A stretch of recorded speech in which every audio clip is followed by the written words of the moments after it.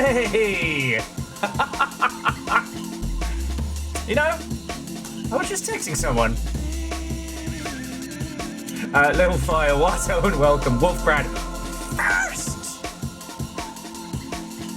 Kakazi, how goes it?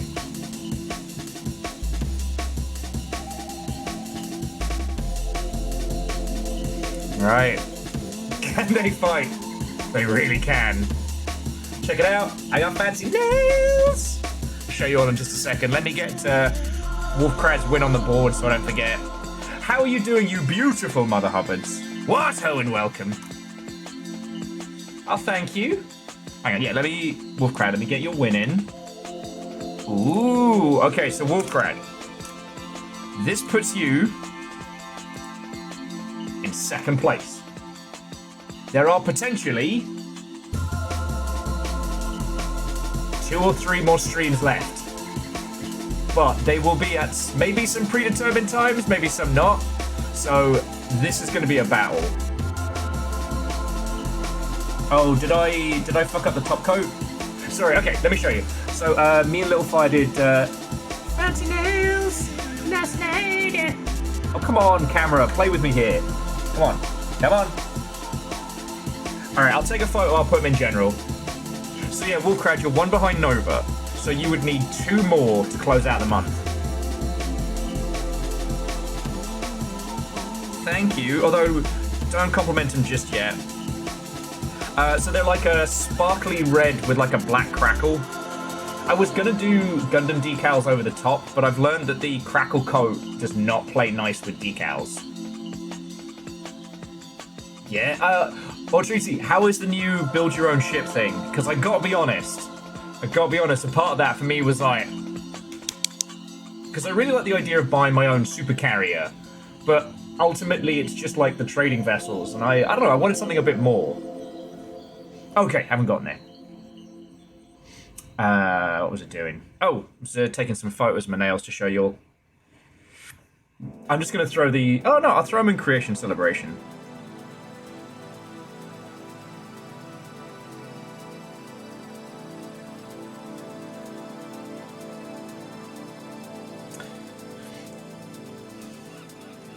Because like I haven't done my nails in ages, and I end up in this loop of like, because I like building Gundams, a lot of the time making Gundams means like putting your nails in and pushing pieces out. It tends to chip nail varnish, which is fine. What I should just do is just do base black coat, don't even worry about top coat, or just base color, and if it gets chipped, it gets chipped, right? But since my drinking days of lockdown, I've kind of gotten into the habit of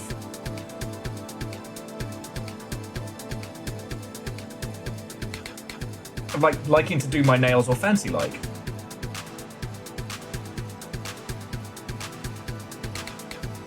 But I did do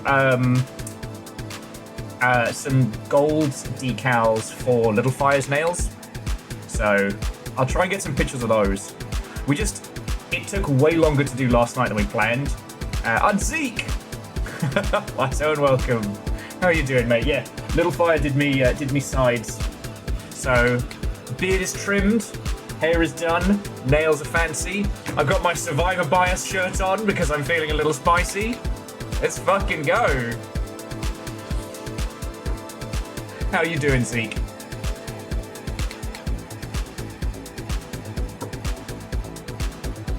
And yes, this is a Face Miner soundtrack, because I've been talking about Face Miner a lot.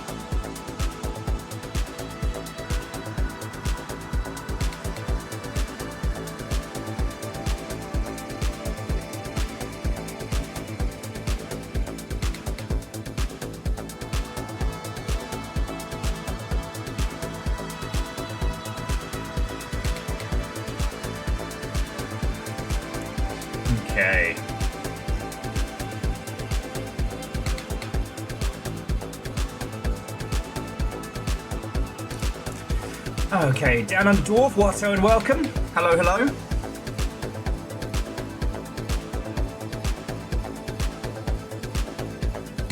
Oh, and Verdant. Come on in, friends, coming in. Okay. So, happy Thursday. It is day 0 of PAX for some of us. Little Fire and I stayed up way too late last night, doing nails and watching one so bad it's bad horror movie and one so bad it's good horror movie. As I said, I wanted to do decals on these, but I keep forgetting that the crackle coat that I use, it has like a texture to it, which is really cool. But without using the whatchamacallit, the solution for making water slide decals kind of dissolve a little bit better, it doesn't work. And unfortunately, that shit does not play nice with nail varnish. So that was about it. I did make leftover bolognese sandwiches last night, which might be the most carbs on carbs on carbs thing I've ever made. But oh, Jay Post, what home, welcome. Are you familiar with the concept of like a yakisoba sandwich? Like, Japanese thing, you take, you know, pan-fried noodles with a whole bunch of stuff in, and you eat it as a sandwich. And I was like, wait, why don't we do that with other pasta? And so yeah, last night I got 2 pieces of, I got like a French baguette, split it, did homemade garlic butter, and then the reheated spaghetti bolognese, and then now I will say, because I like the big chunky pasta because it's got good flavor to it, that ended up kind of making it a little dry, so I want another go at it.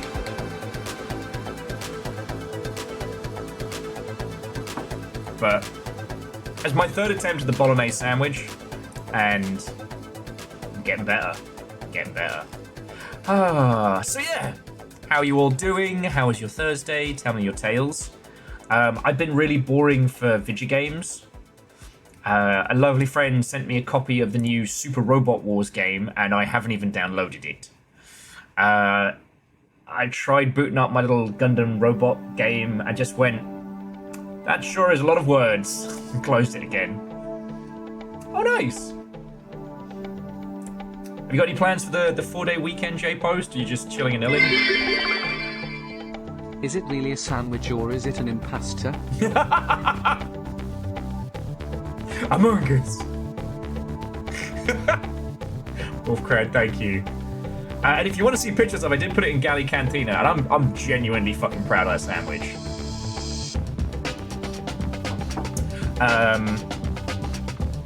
I am still playing Arena Breakout. I managed to finish all of the Cyberpunk 2077 missions.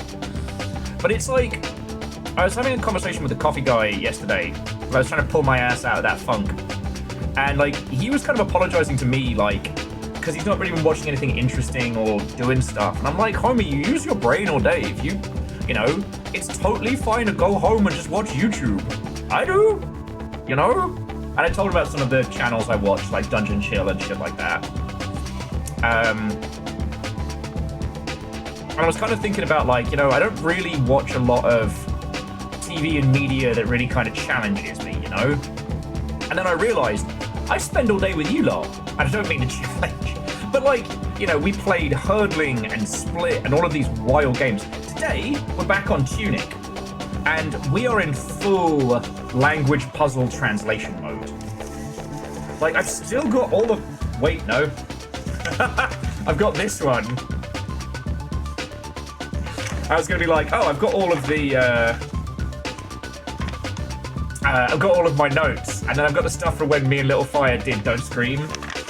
But like, I've got all of my crazy people notes. And these are just the scribbles. This isn't the translation guide. Oh, what legend. Good to see you, albeit briefly.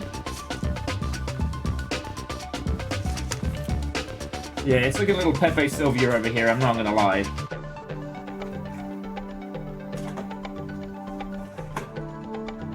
After PAX, we're gonna give this place a clean.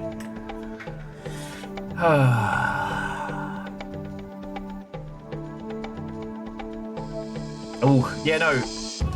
Get you, legend, get you a cold shower or something, cool off. I'm gonna be going for a good while. Like, today's not going to be the longest stream,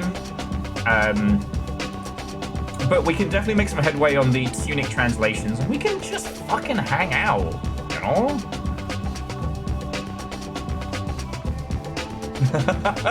Verd, me too.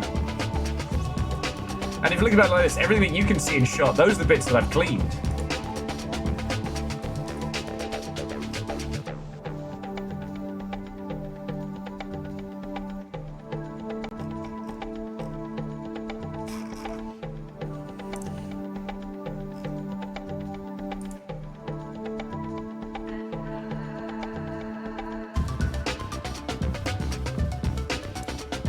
Bear with me just a second, friends.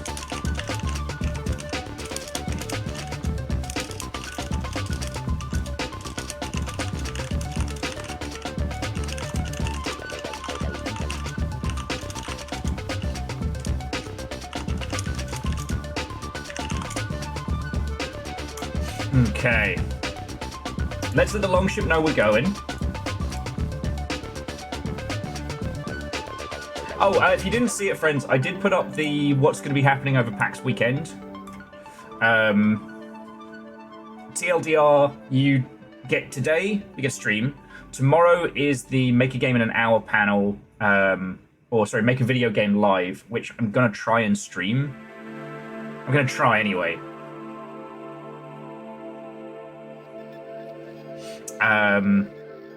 There's no current plans on Saturday, but I might do a phone stream. Sunday is the Scratching the Itch.io, or the Itch.io, however you want to say it.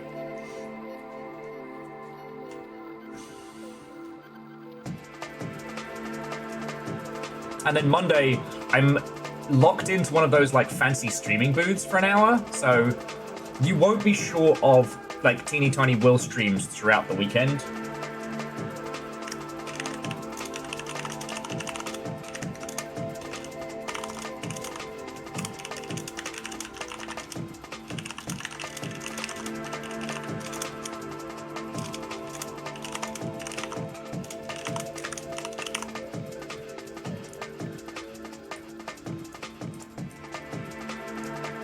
Okay. Everyone has been alerted. Wunderbar. Sorry, brain's flying around at like Mark 3. So what are you up to? What have you been playing? Games news has been not massive. Thunderful are going to acquire Atari, or what's left of Atari. The dev team behind Diablo formed a union, which is really good.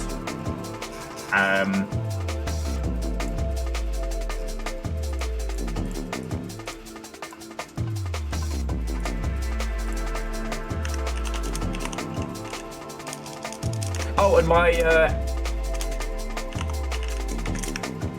my AI shame list has broken containment according to Vershi, so I get to have a big old smile about that one. And Jamami, Watto, and welcome.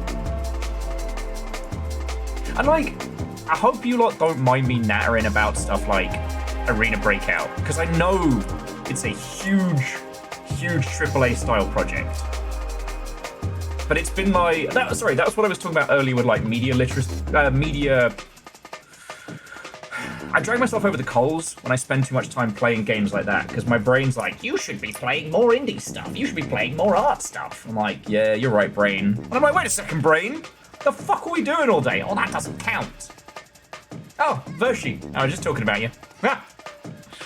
Watto and welcome. But I have been enjoying it, and it's been weird, because I play it with no comms on, just directions and character movements, and it's been fascinating going back to that like ye olde Dark Souls of like, hello, I'm sorry, hello, Shaunarus, what's going, welcome. But also, again, I don't want to do that thing that old white guys do in games, where they start playing the most mainstream game just to unwind, and usually because they spend their day dealing with like kids and family and whatnot. And then they try and make the game that they are spending all their downtime on some kind of like creative majesty, right? You know, like trying to convince somebody that Chili's is fine dining because it's the only place you've gone to eat in the last 3 years. Big Blue Heron, Watto and welcome. And Simple Chaos, you know I have to... What? Reactor online. Sensors online. Weapons online. All systems nominal. Hey yo, sweet potatoes. Kelja, that sounds like you're about to drop the fattest freestyle at the fucking farmer's market. Hey! Yo, sweet potatoes, boom, boom! I'm a little bit excitable today, what can I say? In case you haven't noticed, my mood's completely turned around. I did my nails, I know you're fancy. I only had a bottle of wine last night, so I'm feeling not hungover. Yeah, well, so Jemami, from your perspective, like, you know, if you keep a dickhead like me around and stuff like that, like, you're still finding out about new art, new media, new games, you know? I just noticed, because it tends to go hand in hand with, if you ever work at a big game studio, there is nothing worse than a big successful game. Like Breath of the Wild. Breath of the Wild is actually a great example. A Breath of the Wild, a PUBG, a Dark Souls. Because what happens is that it reaches out so far that it then ends up breaking into like more mainstream areas, and the people who don't usually have time to play games make time to play them, and then suddenly every design meeting about that is going to have someone being like, what if we added this feature from Breath of the Wild? What if we added this feature from Dark Souls? It's insufferable. But I've noticed this thing where people who've spent a lot of time in art mediums who no longer have the time to dedicate to the good shit will take whatever they can find and try and elevate it to like justify the time spent. And I'm trying to make sure I don't do that. Like, Arena Breakout is not an incredible piece of art that you must experience. It's free to play Tarkov. It's got a bunch of stuff that means that, you know, when the cutie with the booty behind me has fallen asleep and I'm not succeeding in having a nap, I'm like, you know what? I will go do a shooty gunbang. I will finish my glass of wine. And, you know, it's considerably less toxic than Tarkov. She's nice. But I'm trying not to talk about it too much because I don't want you to think that I think that it's a great piece of immaculate art.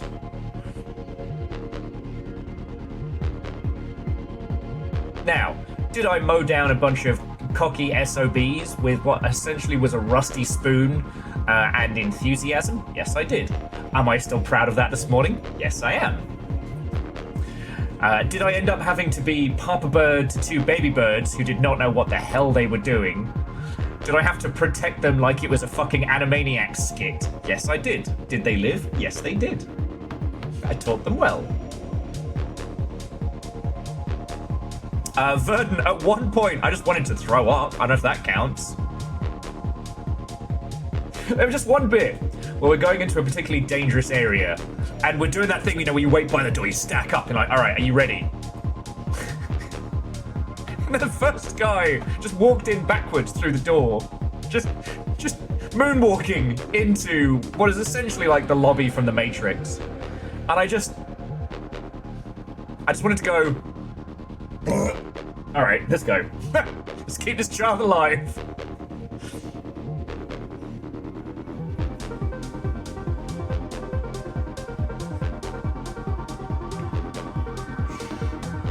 Because I can't recommend spending any money on it.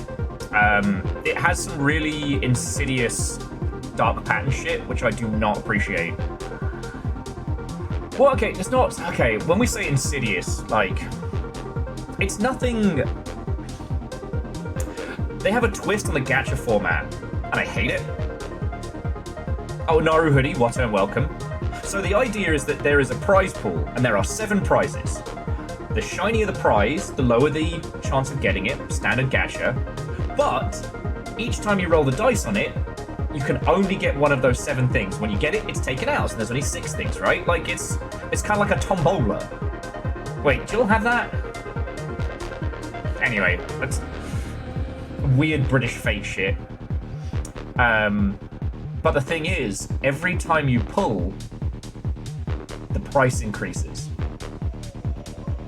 So if you want to get the big shiny laser gun, and you roll once, oh cool, that's 20 fun coins. Alright, cool. Then it's 40. Then 60. Then 80. And then, like, each time, each roll of the dice is getting more expensive. So rather than just being like, hey, look at this cool gun, do you want to buy it? It's like, hey, look at these kind of cool guns and these other things, don't worry about it. Like, why not just put a fucking price tag on it? Because they do for other things. And I know what it is, they're A/B testing to see what monetization people will spend cash on. I don't like that. And it's annoying because everything else,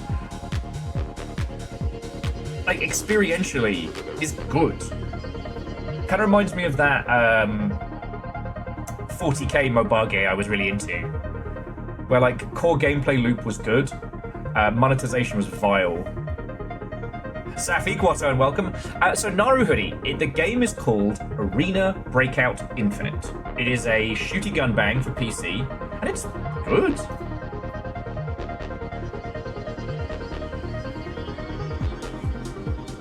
Oh, Safik, I am ready to enter PAX. It's happening. PAX plan is mostly locked in, and I'm looking forward to it. I really am. Vernon, actually, the term gacha comes from the noise your hand makes when you put the money into the machine, because they gacha. Shit, did we just go for the same joke? Did I misread what you... Ah, poo. Ah, poo. Anyway, it's just...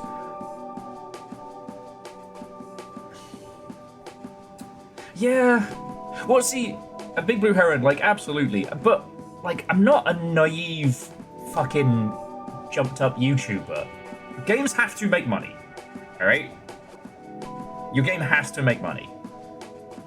One day, we will no longer live in this capitalistic hellscape. One day, come the revolution, we will not have to worry about this. And it will be lovely. We're not there. We're here. And as it currently exists, you know, a game costs money to make.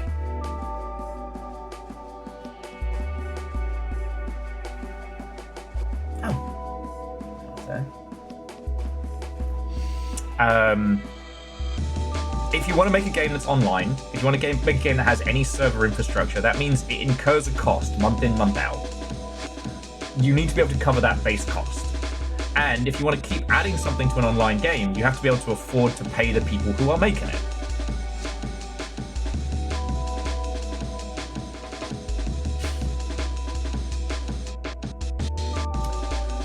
Thanks to Vershi.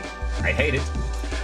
Vershi said if you make a channel for streaming and you just stream commentary about Hugh Jackman, Hugh Laurie, and Hugh Grant films, would that make you a YouTuber?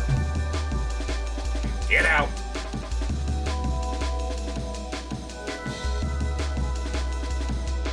Yeah, well, see, Big Blue Heron, this is, like, I'm fine to talk about these kind of things, but I really hate the whole, like, minnow, sharks, whales bullshit.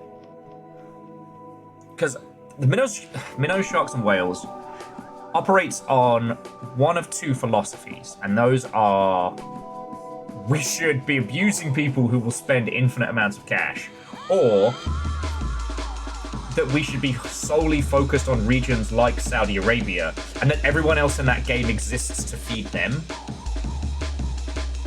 But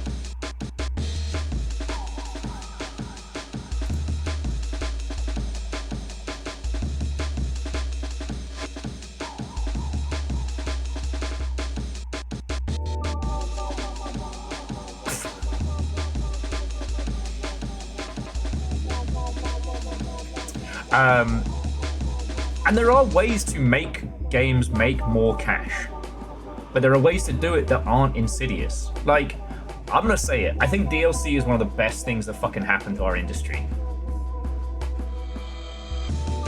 Like, expansion packs never worked.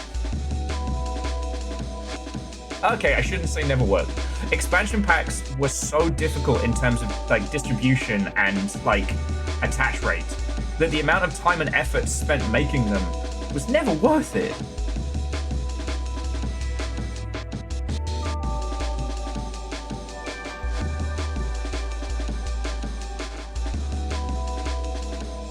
And Naru, that's a hell of a way to spend a Thursday. Fucking hell. And like, Heron, I know you can't talk about like day job stuff. It's just, I don't know. I think that the shamanistic discussion of video games is more important when you're talking about money than anything else. I know that seems dumb, right? Because like surely how we finance games, how we sell stuff, how we make them make money should be the most data-driven decision part. But nah, because an absence of a purchase and an absence of a choice does not generate data. So, okay, think about it like this. Maflam for Flam Online has just dropped, right? And all the people who have picked up Maflam for Flam Online are spending a lot of money on it. Cool, right? That's a win. Except for Maflam for Flam Online not only has some dark pattern shit, but it personally pulls a $2 coin out your pee hole or something like that. Now, I'm going to tell you ahead of time, hey, don't play Maflam for Flam Online, they pull coins out your pee hole. And you're gonna go, you know what? I kind of don't want to go through that on a weekend. That sounds uncomfortable, bad, and maybe painful. I'm cool. How did they get there in the first place? How do they do it? I don't want to know. But if you hear me say, don't play this game because it is riddled with insidious microtransactions type shit, you will go, all right, cool, thanks for the heads up. But you've never interacted with their ecosystem, meaning you've generated no data that they can make an actionable choice on. So even if they're not being shisty fucknuts, wow, I'm really sweary today, sorry. But even if they're being fucking shisty, or even if they're being like super like at one with harmony of the forest, they'll never get any data from your choice. So a lot of the time, for example, with Arena Breakout, they're A/B testing.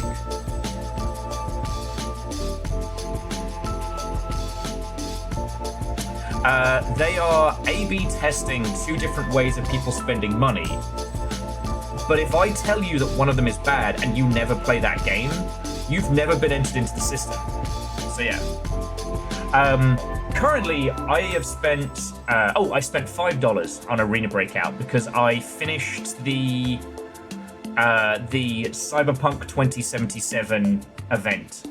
And if you spent $5, you could get V's jacket and pants. And I was like, you know what? I'm a Cyberpunk nerd. I'm in. But like, I don't even know how many hours I've racked up on it. And I don't. The thing is, for so long we've been living in this whole like, whatever you do, like, don't spend money on mobile games because of so many insidious ones that we got introduced to. You know, when they added, what was it, energy to Angry Birds and shit like that.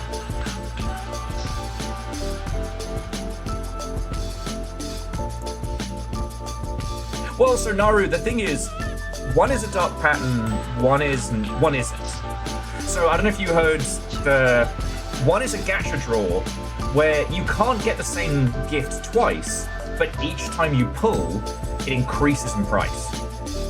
So each pull it costs more money than the last time.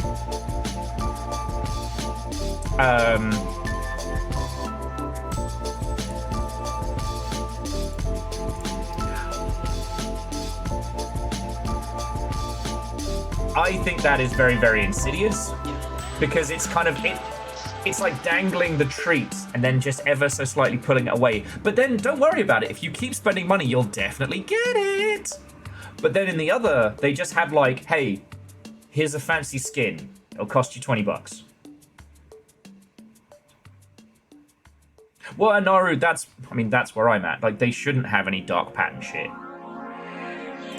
I don't think that random rewards are inherently bad. I think that any time that is required for a user's success, or any time it is required for a user to spend an unknown amount of cash. Anything that's like a stacking, escalating thing, nah.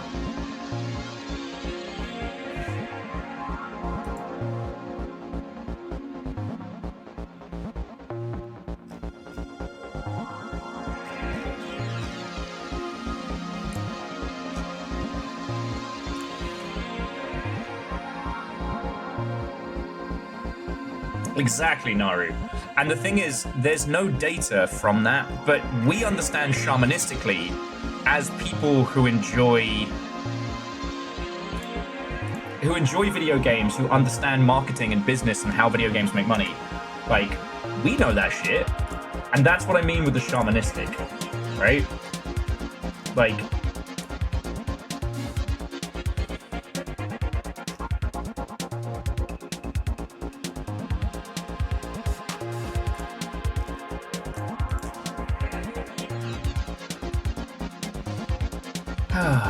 anyway, so yeah, I haven't done much else like interesting video game wise outside of like spending time with you lot.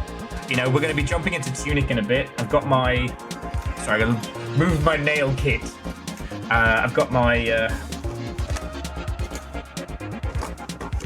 I've got my great big book. We got our quasi-phonetic alphabet.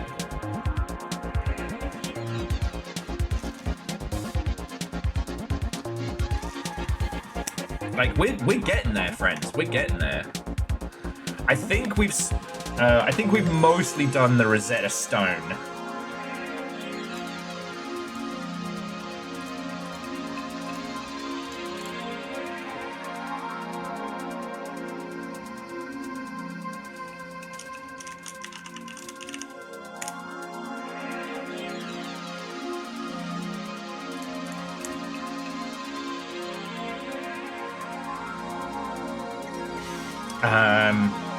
And sorry, I'm multi-track Drifty Potato. As Devershi said, my here's the AI slop at PAX list has broken containment in a good way, but I kind of keep looking over and seeing like bring, bring, bring, bring. Let's go, Blue Sky. Because here's the thing. There are a couple of game devs who are going to be at PAX. And there is a non-zero chance I will see him, and especially the guys making the War of the Ancestors. Like, I don't know if I'm gonna laugh in the guy's face or if I'm gonna be mean, but gun hand Abraham Lincoln. The fact that he AI generated screenshots of gameplay. Yeah, it wasn't nice to meet you.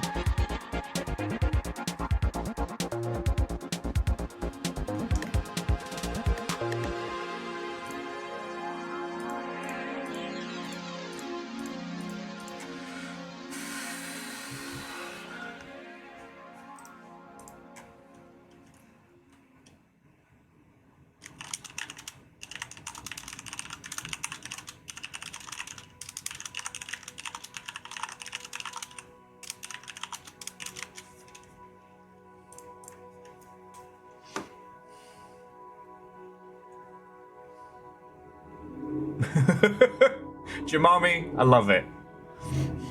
Just make sure that, do you take so-and-so to be your bride? Wah.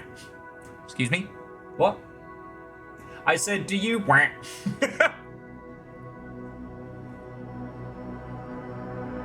Naru, actually you can.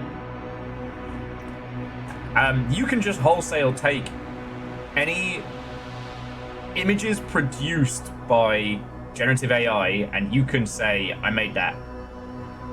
And you can sell it. They can't be copywritten.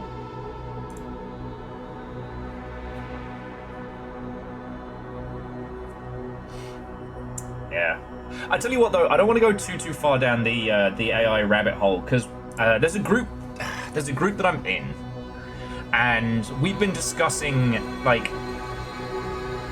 how generative works should be declared moving forward in terms of game dev. And there's one fucking guy, there's always one fucking guy in there who's super like, this is the future, you know, we should all embrace this. And no one has this guy's back, but he has the unearned confidence of a white man. And it's one of those ones where if I was feeling shitty like I have done the last couple days, I'd probably be in there with fucking knuckle dusters in that thread. It was the same thread where I went, they have to be able to prove their data source and how it was implemented, because if they can't do that, that means it was fucking stolen.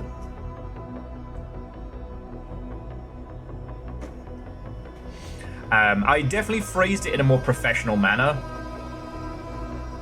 Because again, like, you know, we did fuck around with the Bureau of Multiversal Affairs, and it was cool.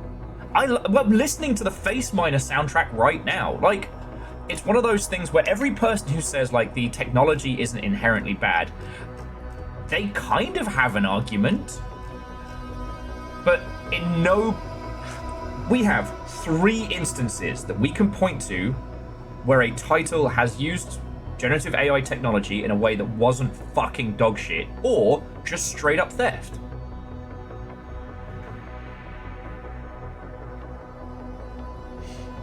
And like, when you think about the sheer number of games being released, and Naru, the other thing I've noticed is that predominantly smut games are the ones churning out the most amount of AI nonsense. And Vershi, I'm so sorry, homie. I'm so sorry.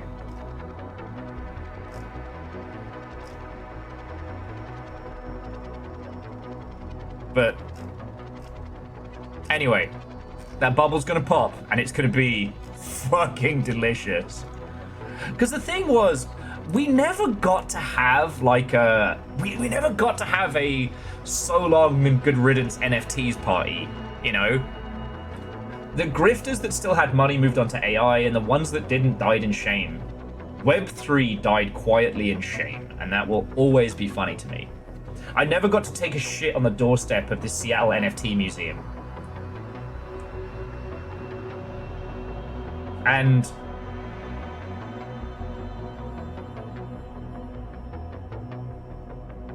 God, I can't wait. I can't wait. And look, it's a good, fun thing to get angry about, because it's easy to point and laugh at. Oh, no, that's it. That's the end of the sentence. Point and laugh. Have a good one.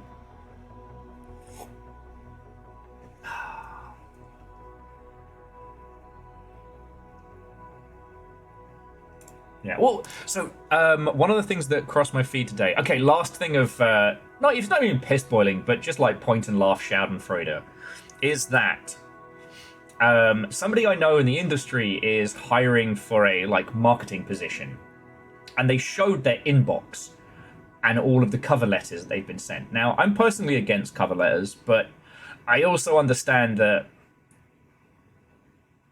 cover letters can be a good way of weeding out whether someone's actually applying for realsies or not.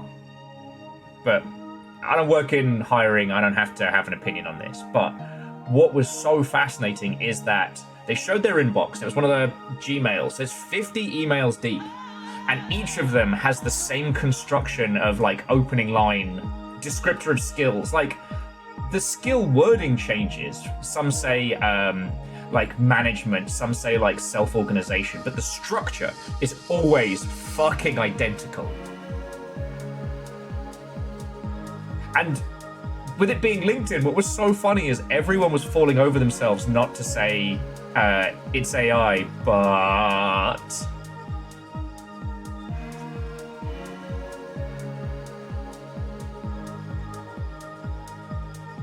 I'm Vershi, I'm sorry. We'll have a cackling drink about it at some point after PAX.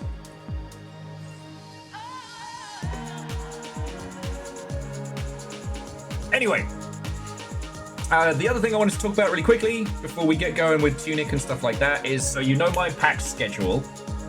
I'm going to be rolling into streams Tuesday, Wednesday, Thursday.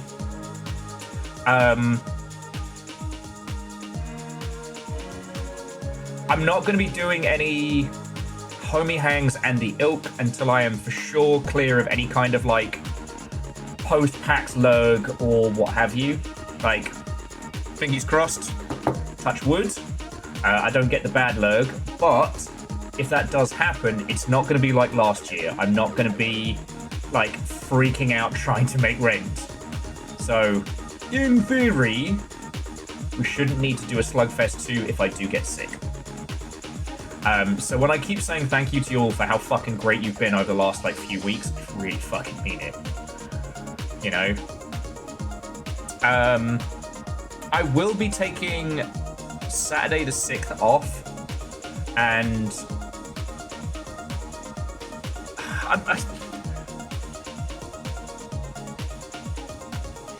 there's so much to do next week. Can't say much about PAX, but I did recently come back from a Transformers convention and, boy, are my arms tired. Bravo. Ehrman, thank you. Yeah, Naru, but if it happens, it happens. Like, Vershi dropped off a huge bag of salad for Nugs. We've got supplies aplenty. But I really appreciate it. No, next week is just everything and everything. Silk Song on Thursday, but then also Hell Is Us, which I really want to dive into. Because I've got this feeling that Hell Is Us is going to be another one of those, like, everyone skips over it, but it's fucking great. Stop that incessant clicking. Oh, he's don't making the fucking Jarl! When we started this, the position of Jarl was a position of honor, a position to be held and coveted. Now, you play shadow games, promoting undeserving sharks to positions of power. Villains, a lot of you.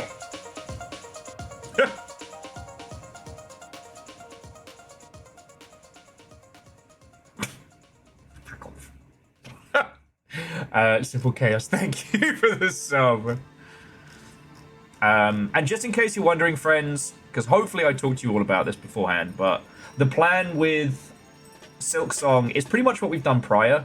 I'll be playing it once a week till we clear it. I know everybody else is going to be playing at the same time, and I do understand. But without Hollow Knight, I wouldn't be sitting here in front of you getting to play this. Without Hollow Knight, there's so much that wouldn't have happened without that game. And not to be a dickhead, but of our corner of the internet, we were here first, all right? I get it. Everybody else in our squad, they have bigger followings, they have more people. That's fine. But we were fucking here first.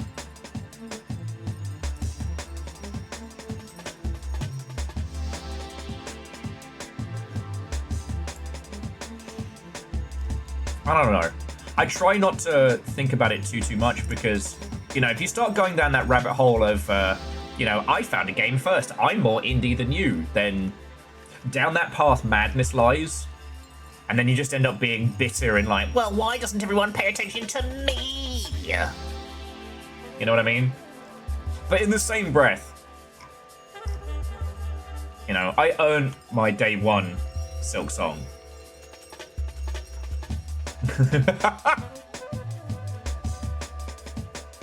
Terror.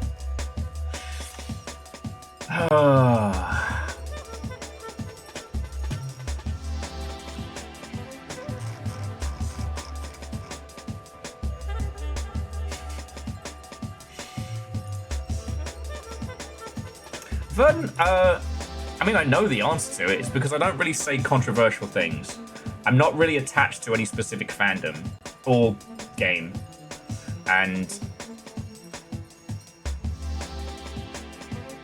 I know the fundamental truth of video games, which is the answer to most questions is it's complicated. As opposed to pithy sound bites where I'm like, you know what? You should put a duck in every video game. She fucking should, but that's not the point.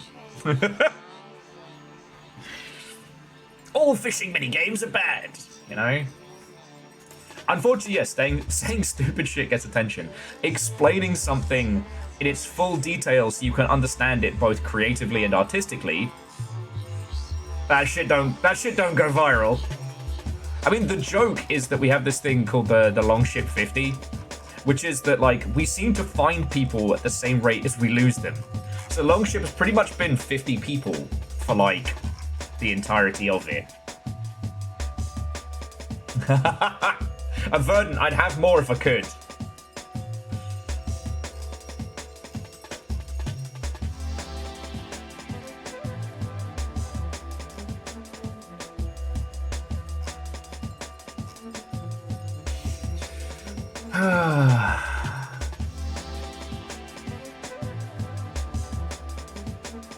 I'd have more if I could. Do you have games on your arm? I like that.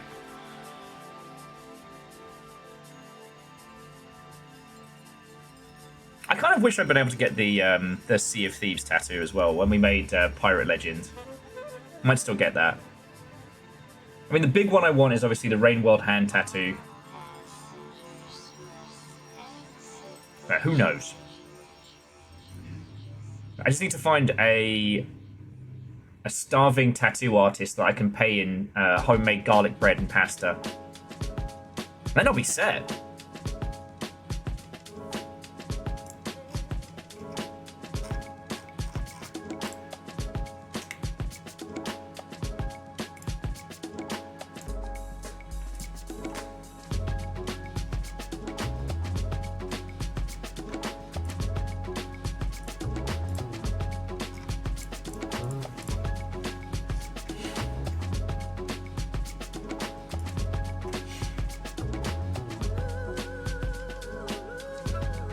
Talk about Doom anywhere. God. I will tell you though, friends, I love the fact that y'all were really nice and let me do like a day on Project Silverfish, but I'd be lying if I said I wasn't still fucking jonesing for more. I don't know what it is about that game that just gets me.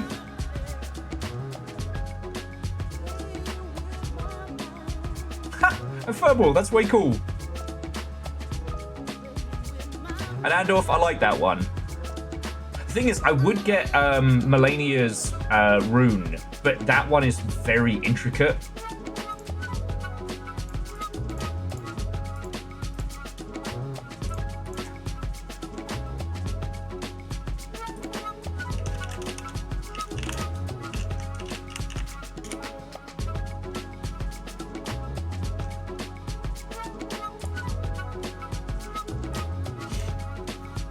Like, I'd love to get an Elden Ring tattoo.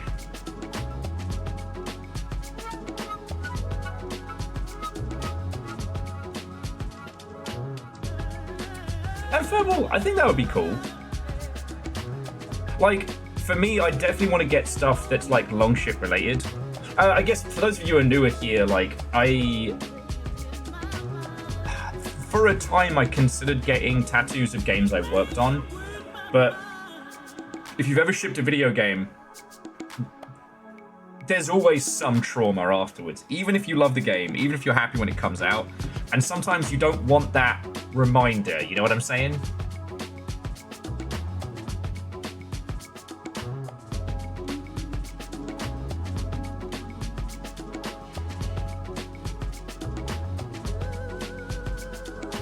Yeah, and Voshi, that's cool. It's I mean, what a franchise to pull from.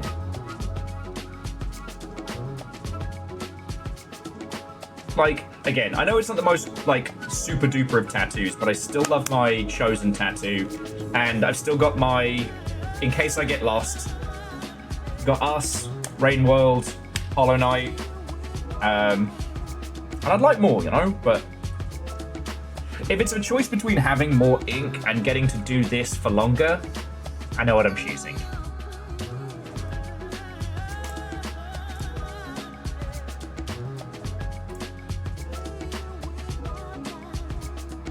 Verdant, am I going to need a Tunic tattoo after this? Yes. Am I going to get one?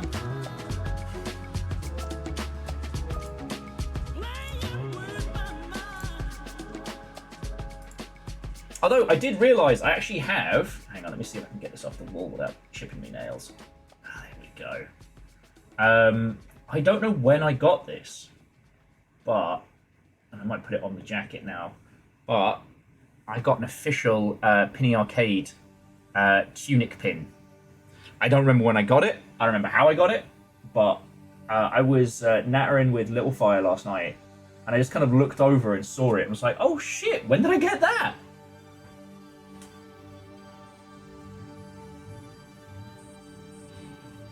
I need to start a long ship tattoo find. Well, and this is why I think I'd rather like find somebody that somebody knows, like go through them, because there are places I can go to within walking distance, and they're good, but they're expensive. And friends, I don't know what the fucking world holds for us. You know, if I'm gonna sit here and actually ask you directly for money for me, that needs to be for shit that like keeps this going, keeps the roof over my head, keeps food in my belly, keeps the guineas alive, you know?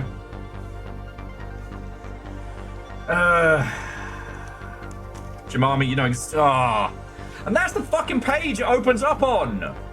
Belenza! Most of a shark's brain deals with movement and sensory data, like visions and smell. A deep-sea shark's brain has a large region for smell and electroreception to help it navigate murky waters, and slow bottom-dwelling sharks, tend to have the smallest of shark brains. Fuck off! No, you know what? I take it back. You're getting paid for this. The parts of the brain dedicated to learning are small for sharks. They've already learned how to hate. Still, sharks have remarkable memories. They know you, and have been in experiments. And in experiments, have been trained to recognize shapes and colors. Vanderbeest, thank you for filling the pint glass. No, it's the deeper underwater the shark is, the dumber it gets.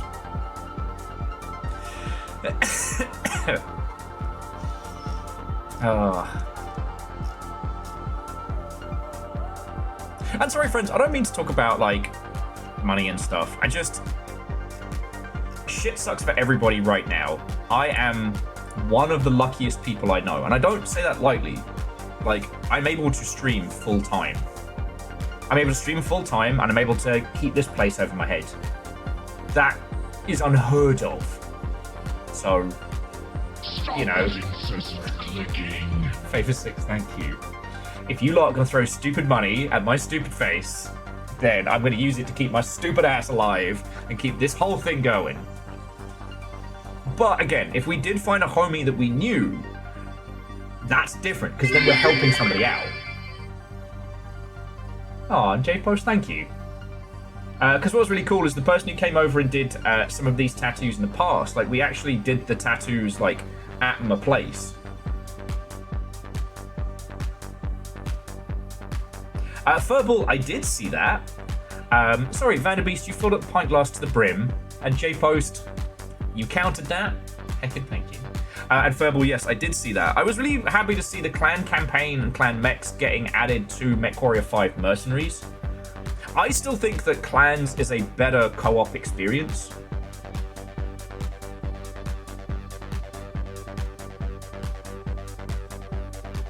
Yeah. Well, Sunaru, then you get it. Like, right now, being in games, or being games adjacent or games media, and having even the semblance of stability, it feels like survivor bias. You know? One of my fucking homies, who was employee number 2 at a local company, insanely talented, got laid off this week.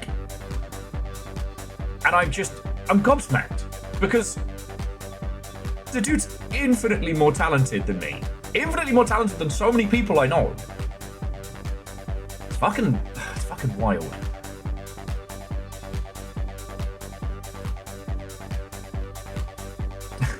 Well, see, Furball, I fell in love with the Timberwolf first mech I saw on that MechWarrior box art. So I didn't even know I was pro clan until later. I didn't even know what that meant until much later. But all hail the Mad Cat, baby! I love that mech. And I've got to admit, so like, Verbal, the clan campaign story isn't obnoxious. It keeps things moving. It's interesting.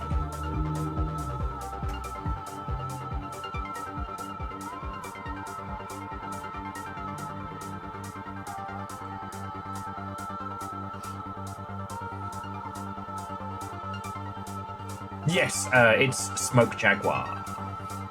Well, although ours is House Slugcat. House Slugcat, but the most important part of the mech is the pilot. We can replace... Omni mechs are infinitely replaceable. Pilots are not.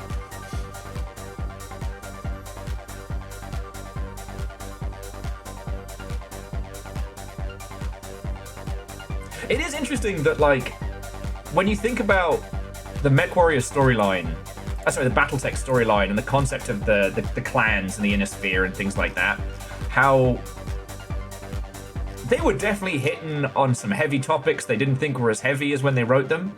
Because if you don't know the BattleTech storyline, the clans are the quote-unquote bad guys. They were a bunch of people who got in a bunch of colony ships and fucked off because they saw the inner sphere's infighting and corruption and went, fuck you guys. They then turned into a militaristic caste system society that's 1,000% based on mech fighting. Going so far as that growing their soldiers from whichever soldiers and whichever pilots were the most successful. So, eugenics? Fighting eugenics?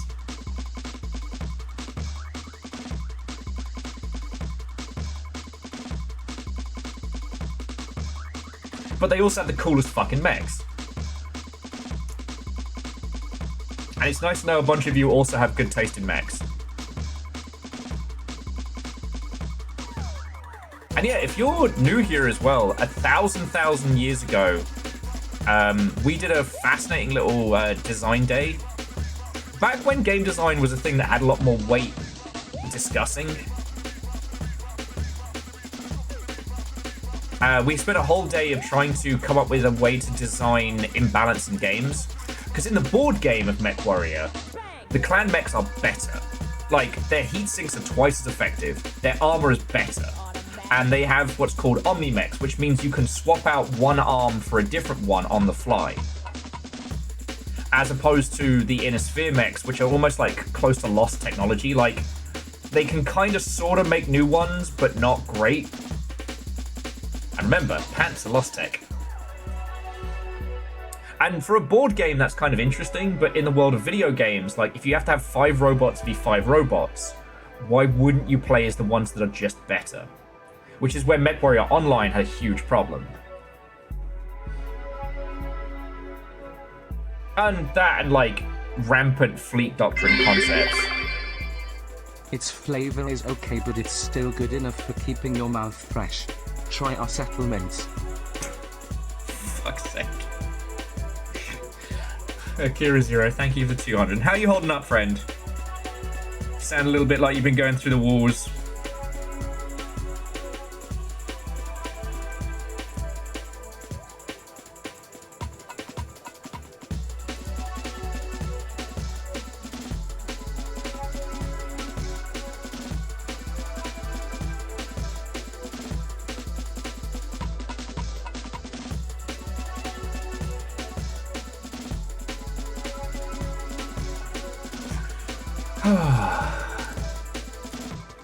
Hey, well, keep on trucking.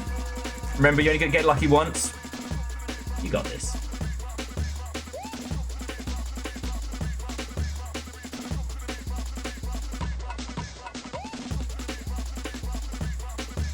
Yeah, this PAX is gonna be good. I got a lot of anxiety about it. Like, I'm not gonna lie, but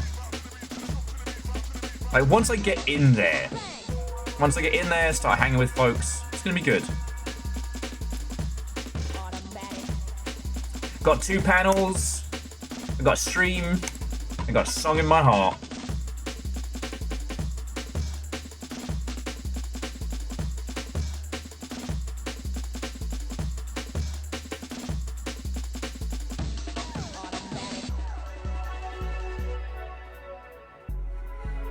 Well, actually, so jumping back. So Furball, I do agree with you from a video game standpoint. From a board game standpoint, I think the Omniworks work really well because half the fun of BattleTech, the miniatures, is sitting down and working out your builds. Like, you know, getting everything working, getting it cap stable. And then because of the nature of like tabletop and dice rolls and shit like that, you don't know how it's going to play out, but it's fun. You know, if you've ever built a Magic the Gathering deck, you know that vibe. But in video games, if you give players creative control, they will engineer the fun out of their experience because their goal is to build the best thing. And the thing is, like, Innisphere mechs having those limitations, like, this mech can only have a ballistic cannon on their shoulder and can only have a laser on this arm. But what laser do you use? What ballistic weapon?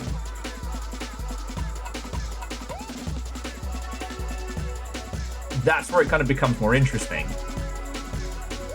And especially in a video game setting, you want to be able to look at a mech and go, oh, that's a catapult. That is a long-range missile mech. So now I know what I'm going to do.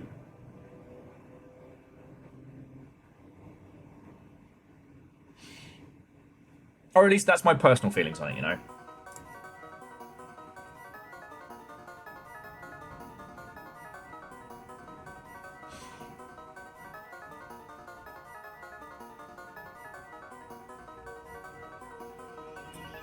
Sorry. No, you know what? I'm going to do it. I realized where I was going with this conversation, but fuck it.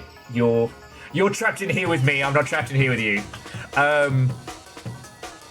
One of the things I've been really loving about Project Silverfish is how you have to make conceits on what kit you take with you because you can't just make the perfect gun. As you may or may not know, I played through all of Stalker 2 recently and I enjoyed it, but the weapon customization system, which I fucking loved, ended up giving me the tools to make it too easy, too complete. So, for example, I had a fucking sniper rifle with an underslung shotgun, one of the little, like, keyhole breaches. And what that meant was that I could snipe anybody before they saw me, and then if shit got bad, swap to the shotty and then blam, blam, blam, blam, blam. Problem solved, jobs are good, right? But then why would I need to, like, look out for other weapons? Why would I need to look out for anything else? You know, I'm halfway through the game and there's no progression to offer me. Like, maybe I find a cool artifact, maybe. Maybe I see some other weird shit, maybe. But I'd have to essentially take a downgrade to do something quirky. With Project Silverfish, there is no weapon customization, so at multiple points you have to go, right, well, I want an SMG, but I need one with a flashlight, so what are my choices? You know? I want a long-range weapon, but I need something that I can use in a more multifunctional setup. So I guess I picked the one with the short scope and the laser dot rather than the very long distance. You know what I'm saying?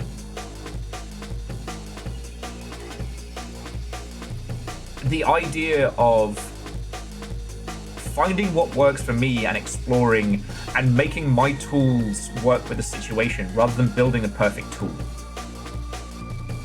Right? Have I lost it? Am I blibbing? Probably.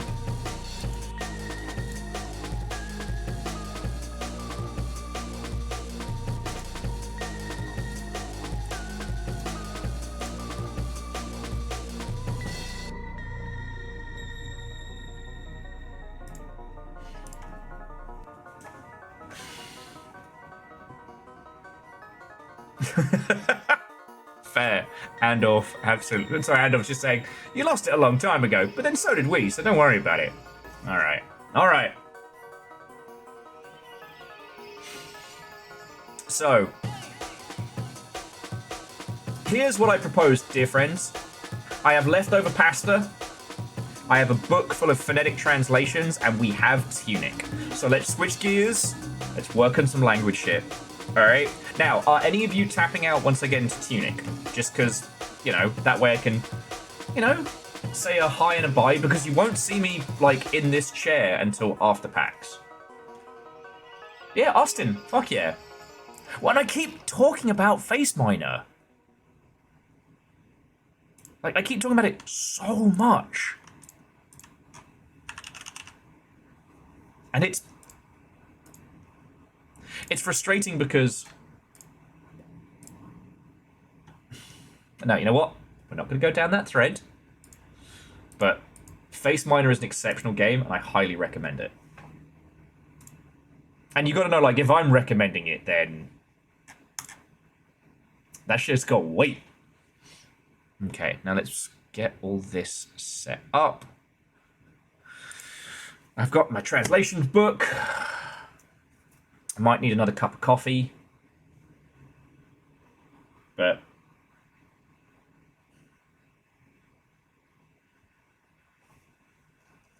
it's gonna be a good day. I don't want to keep talking about generative AI stuff because, you know, I've been very careful to not let it consume us, to not let it become the only thing that we're talking about. You know, I've said this multiple times. I have a truckload of respect for Stephanie Sterling, but watching how the Jimquisition unfurled was a good reminder that, you know, as the saying goes, you know, when you stare into the abyss stares back into you. But the rest of that quote says, you know, beware for those who hunt monsters, lest monsters they become, or something along those lines. Like, hating on shit, it's addictive. It's insidious. And I know a thing or two about addiction, let me tell you. Hey, no, Shaunrus, it's good to see you. I hope you have a lovely weekend. If you get the chance to catch any of the panels or stuff that get streamed, look forward to seeing you then. But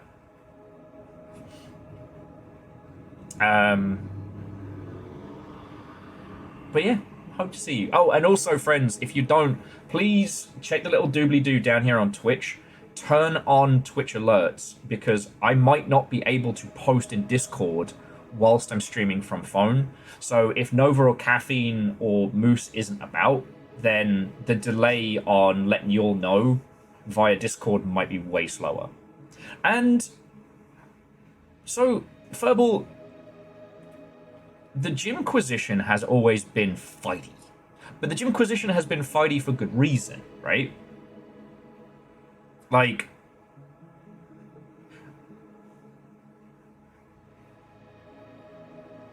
I don't think that Stephanie Sterling is wrong in the way in which they've been taking people to fucking town over, like, industry bullshit, stuff like that, right? But I have noticed that I believe if it's... Okay, Favor 6, it's Shield 3, and I am also struggling. I'm one of those people that will use they for somebody's pronouns if I don't know who they are. Because that's how I was taught, and I don't mean it in a disrespectful way. But anyway, the point more being is that the Jimquisitioner's show wasn't one of the angry reviewers, but was someone who was genuinely showing rage at the AAA games machine, which is entirely valid. But the problem is that eventually that rage takes root. And then there can only be rage. Right? You know, when people ask me, you know, what I do for a living, I say I stream, and they say, what do you stream about? And I say I go through video games, weird indie stuff, and I talk about how they get made and why we should love them, right? You know. Well, yes, and that is fine, right? Stephanie Sterling deserves more success than they have seen. I've only gotten to meet them a couple of times over the years. They've always been fucking cool. I can't go down that path. Now, loving things doesn't make as much money as hating things. But, you know, I can't see myself going that way. There's a lot of shit to hate. And we absolutely will when it's effective, when it's productive, right? But I don't ever want it to eclipse shit like this. I don't ever want it to get to the point where people are like, oh, Will, did you get angry about this thing today? And I'm like, no, because I'm in love with this new indie game I found. And then suddenly it's crickets. You know? The balance in things is important. And I know you know this, right? Like, I'm not telling you anything you don't know. But, like, sometimes when I get heated, when I get angry, and I see posts doing traction, I see videos getting picked up, and I'm like, that's how it gets you. That's how the machine pulls you in.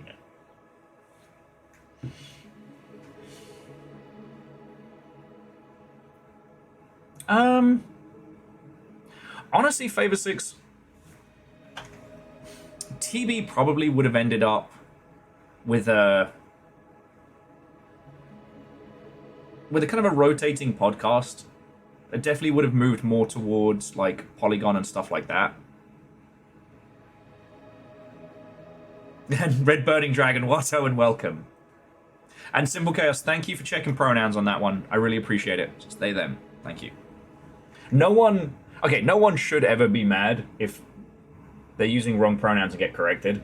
Because if you're mad about it, then, like, why are you mad? Like, it's not about you. It's about them. So yeah, I really appreciate that. Thank you. But yeah. I can't imagine a situation in which being angry would get in the way of the beauty of why we're here. You know? There's also the thing of, like, the closer you get to the games industry, the more you understand why some decisions get made. Stephanie Sterling had this section called Fuck Konami. The finest news to make you say fuck Konami. And it's funny, right? It's funny.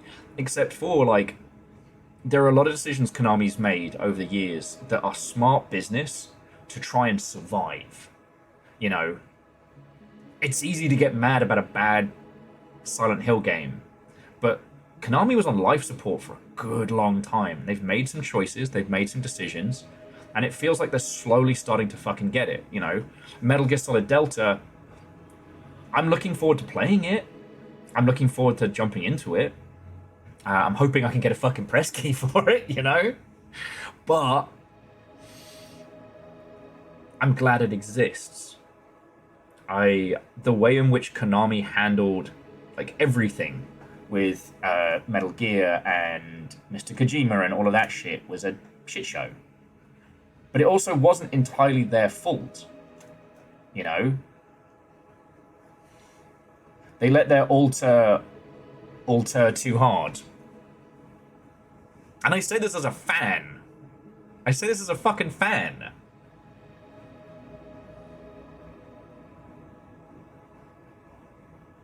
Hey, is it me or did the color change?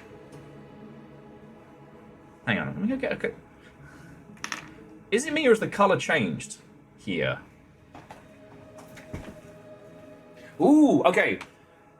New light up controller or old... You know what? Okay, so this is not sponsored, but this was a gift. So you all met Alchemist Joker on Saturday. This is what Alchemist gave me.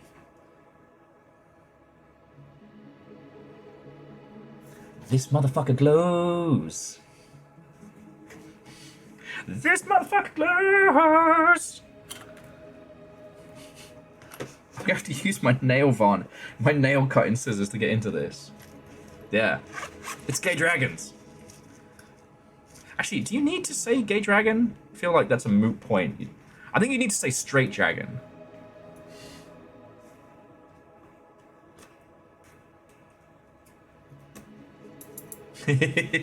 So yeah, I absolutely need a light up PowerA controller for translating the Tunic language. Okay, Shaunerus, have a lovely rest of your day. If I don't see you, have a fucking great weekend, friend. Wish me luck for PAX. I'm gonna need it.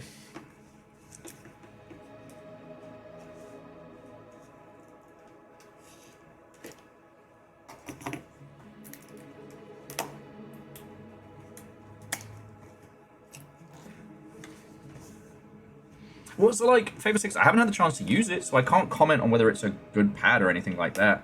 And again, it's not sponsored.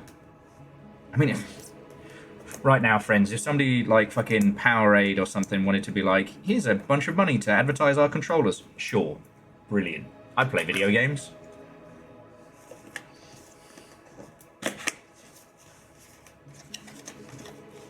But the Longship unfortunately sits in that weird little spot of being sustaining, but just too small for the big people to consider spending money on.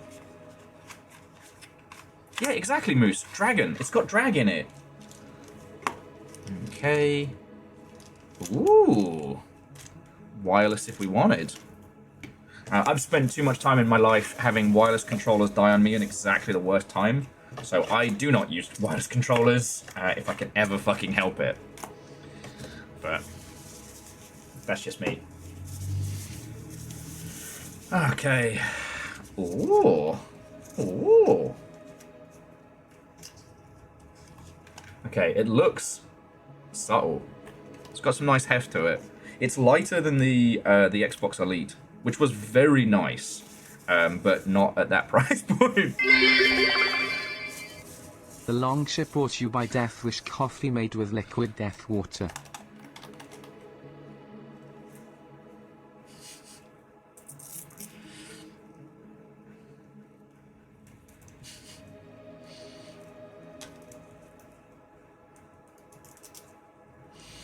Favor 6, thank you for the bits, friend.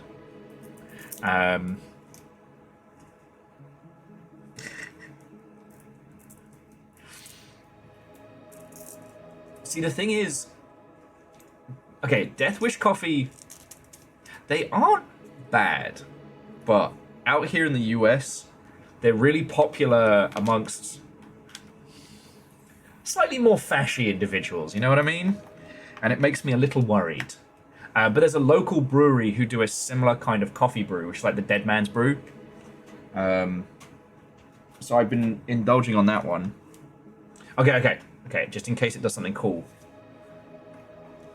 Stop clicking. Shark on fire. Why is that a thing that exists?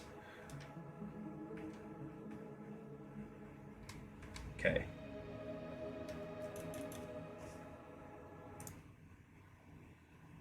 Ooh. Come by.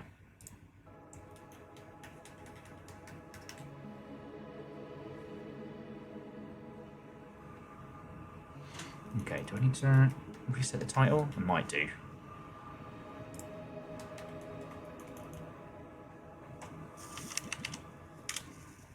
Okay, let's see if I can get this working. Okay. I want to find out what these buttons do, you know? Okay.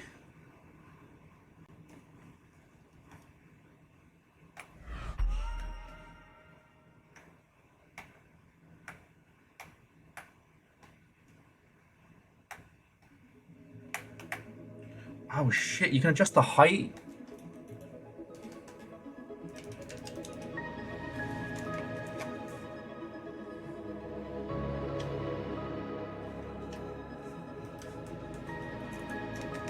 Okay.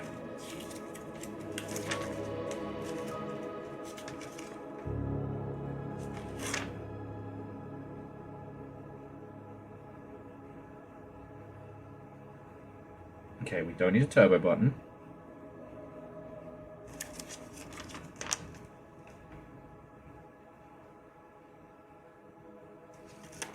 Okay, the LED button is here.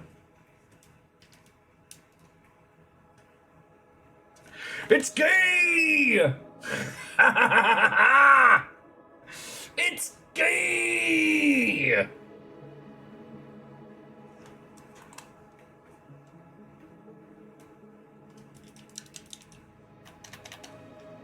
Okay, come on, Powerade.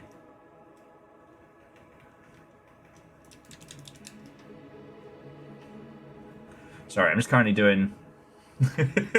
Fucking gay! Complimentary.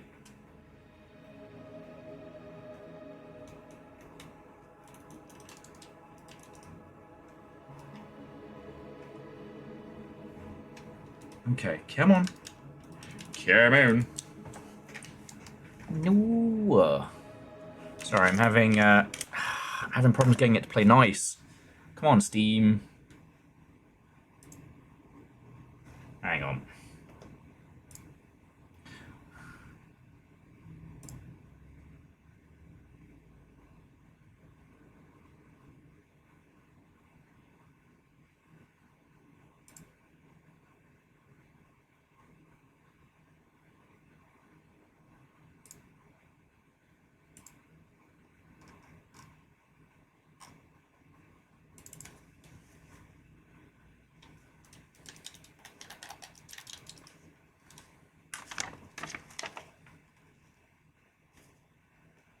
No.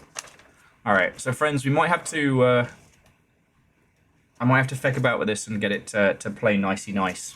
Because right now it's not working. And I'm slightly worried that it's got something to do with the custom controllers from when we were doing Dive Kick. Okay, you can stop now. It's just gonna sit over here glowing and being gay. That's cool. I do like that. Alright, where's me standard? Me sturdy. I'm sorry, friends. Here we are sitting in silence doing battle with a controller. Even though we're gonna be spending all day.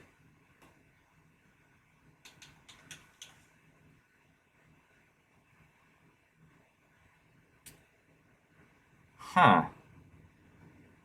Okay. Well, I'll fuck around with the Powerade controller VV soon, but we don't have infinite amounts of time today because when Little Fire gets back, we're going to be heading downtown.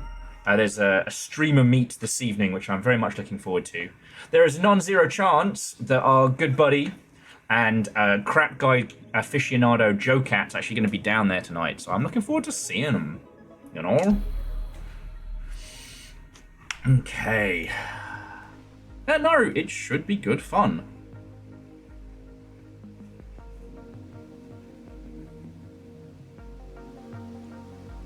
There we go. After a few minutes of silence, it's more like, yeah,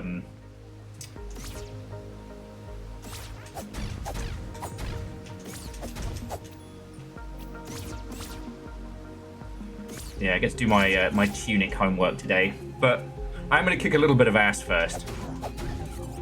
You know, this will empower my language powers.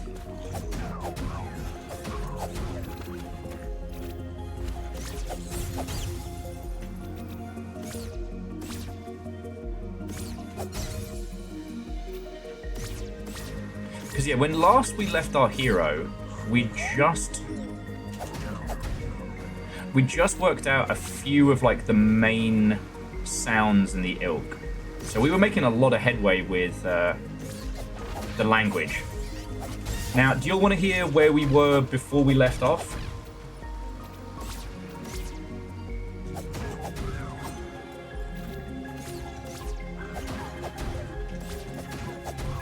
Like, do you all want to, when last we left our hero's journey for language?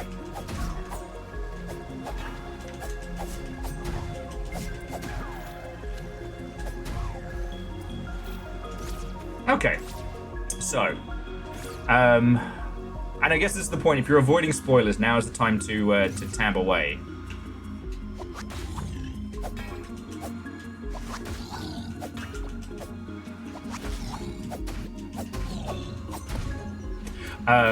So, we have gotten very, very far into Tunic. We currently have every part of the guide, and we have done battle with the air. We managed to win. And I'm still kind of heckin' and proud of that one.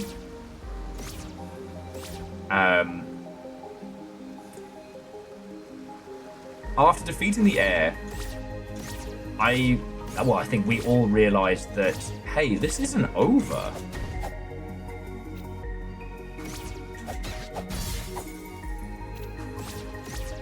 There's far more to this than meets the eye, and the defeating of the heir was definitely the cycle begins anew. The idea that the heir was just another person trapped by whatever this bizarre system is. However, we have since learned that the language in which the manual is written is one we can translate. Last week we worked out definitively that the language is phonetic, and it is broken down into two alphabets, a vowel phonetics alphabet and a consonants phonetics alphabet, and it all forms hexagons, diamond shapes, with the outer area being the vowel sound and the inner being the consonant sound. However, each letter is read from in to out. So you do the consonants to the vowel, otherwise the vowel sound will just be on its own, except when there's an umlaut, which swaps the order in which you read them. And we had begun to translate it. Now, if I'm being honest, I kind of feel like we need the Gundam cam for this one, which I think we enabled last week.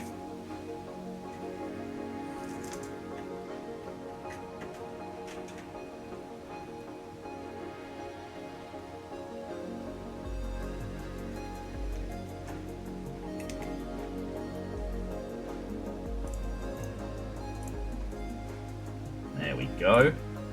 Ooh! Alright, down you come by.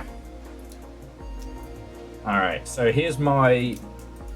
trying to show you my Tunic homework and not my crutch.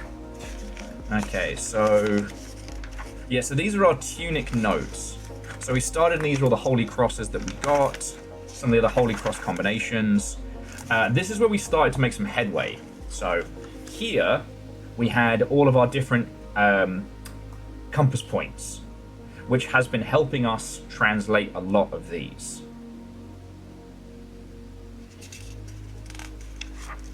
And now we've started to work out structure.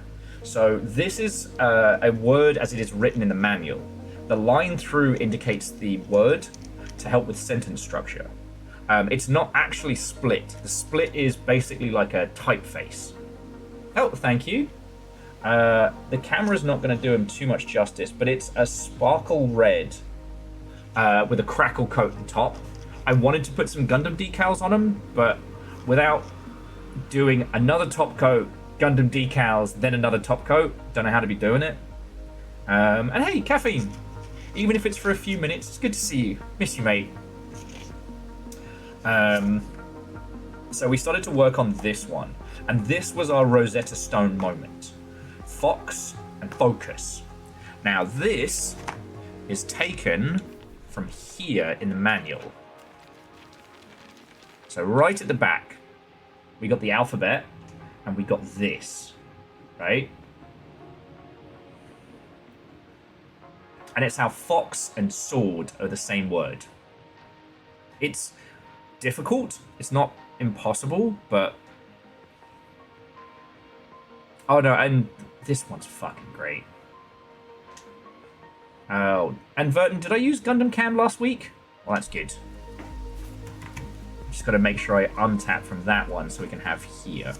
So yeah, so with Fox and Focus was where we really made the crack, because we worked out that this middle sound was S, as in fox, sword, and that the word for sword was S or D, sword. And this is where it kind of falls apart, is that my pronunciations of things is a bit weird, a bit different.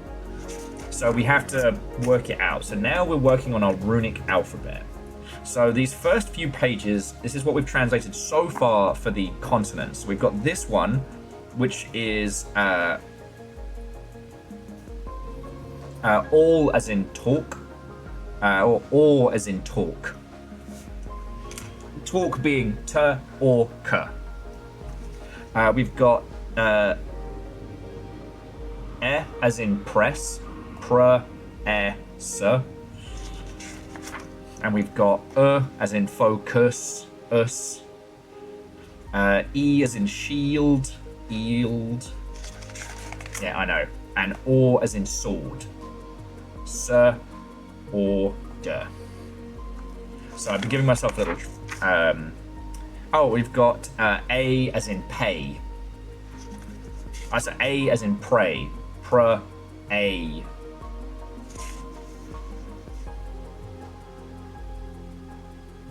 I mean, yeah, and Naru, it means there's a little more to work out. I mean, but once we've got the alphabet down pat, then we can just start writing out the words, and then we can work with the phonetics of it. O as in focus. And that's the last of the vowel pages, and then we have our consonants. We've got N as in run. P as in press. P, R, S. T as in control. T as in controller. K. I'm trying to say C bombs. St as in sword. K as in focus. It gets a bit squiggly. We got F as in focus and fox. The as in the as in the.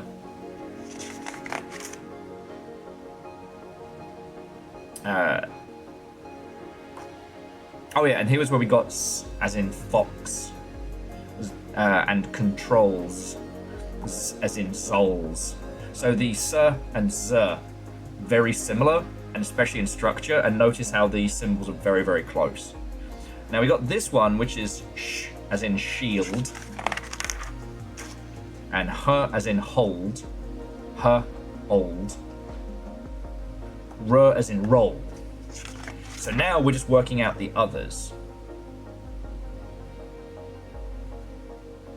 Yeah, well, and Naru, the problem is my accent's a mess. I mean, you know my story. Because I was talking about this with... oh my god, who was I talking about this with? Oh, I was talking about this with a bartending friendo. And they were saying how they used to speak very formally and very, very eloquently as a child. But they had to stop doing that, lest they get beat up all the time. I had proper diction and grammar drilled into me as a baby. And then when I went to a, British state school, I had to learn how to drop the accent. I had to learn how to be a proper geezer, right? And then I went and did drama, and then relearned how to be overly dramatic and increase my pronunciations to the nth degree. So now my accent's a fucking mess. Oh, and I lived in London, which is every accent in one place smushed together. Oh, L as in she-yelled. So yeah. So we're still translating this. So we're trying to find words that we can work out. Now, where are me madman notes? Oh yeah, so this is what we're working out here. Shield. This was the start of controller, press. Oh, that was the rest of control. Oh, controls, sorry. P, what was it? Po-sh-un. Focus. Setting attempt to focus. And we should have subtitles. We're fucked. No cheeses for us, Mises. Seriously, if you've not been watching the Long Ship After Dark stuff, you should.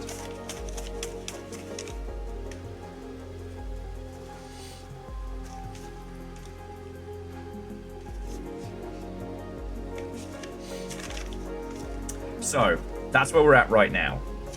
We've got our translation guide, we've got our pages, but we've not finished the alphabet, so we're trying to find other things inside the language to work through.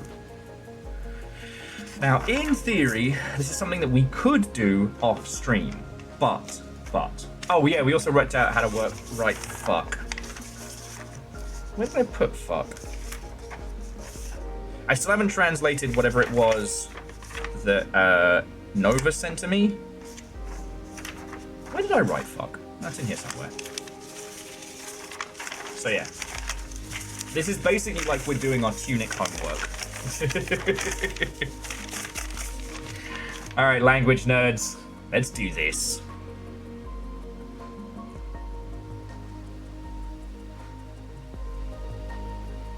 Okay. Now, I think we were working through our... because we were using the controller page basically as our Rosetta Stone. Which has been really good.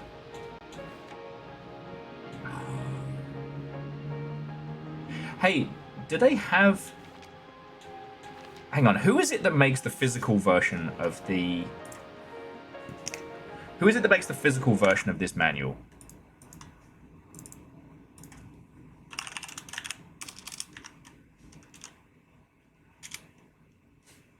Fan Gamer.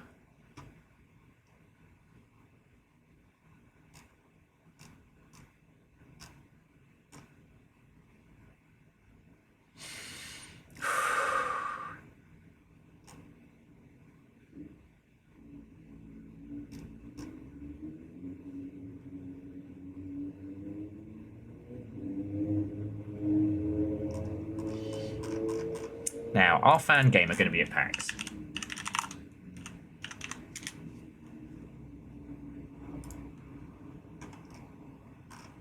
Oh, that's... okay, it says they're going to be at West. Alright, they have a hardcover Tunic book. I'm going to go fucking buy that tomorrow. Alright?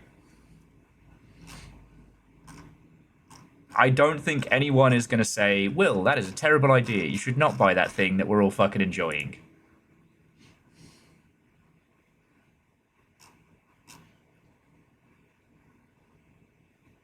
Yeah, no, I'm doing it. I'm doing it tomorrow. I think it's $19 as well. It's not even expensive. Most people would say that the Lord of the Rings trilogy doesn't need a remake, but to them I say, Muppet Lord of the Rings. So, Favor 6, this has actually been doing the round on TikTok, and it's a great example about how big companies aren't fucking smart, right? Hang on. I was going to make another coffee. Why am I an idiot? No, 19. 1-9. Not 90. See, and this is where we're struggling with these pronunciation guides. But yeah, so who currently owns the Muppet franchise? It's fucking Disney, right? Why are we not getting Muppet remakes of cool shit? Because they're not good at business. They're fucking idiots.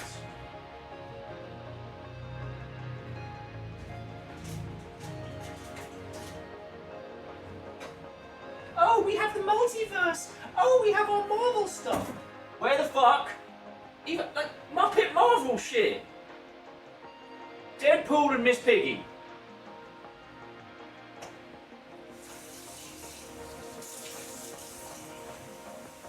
Hang on, let me just pour this coffee while I'm getting irate.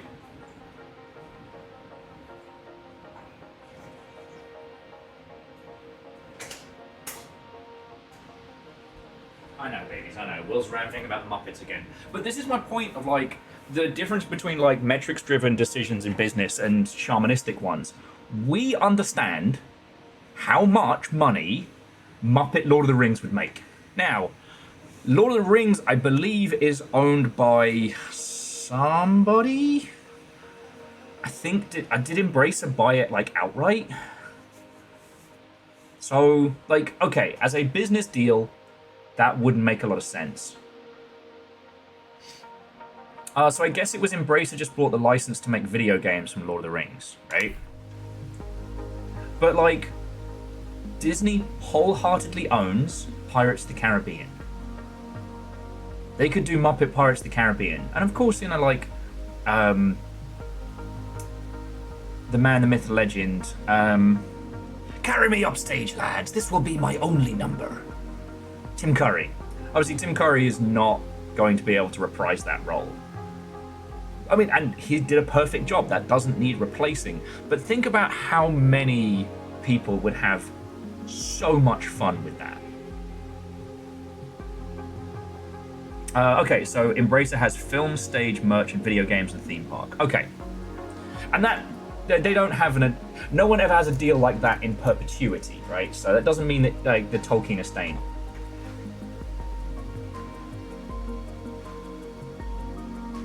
And just there's so much they could do with that, but they're making another. Okay, they're making another Tron movie, all right, but fine, I guess. Muppet Phantom of the Opera, that's perfect. Sorry, Favor 6, thank you for the bits, but it's another great reminder that these billion-dollar companies aren't.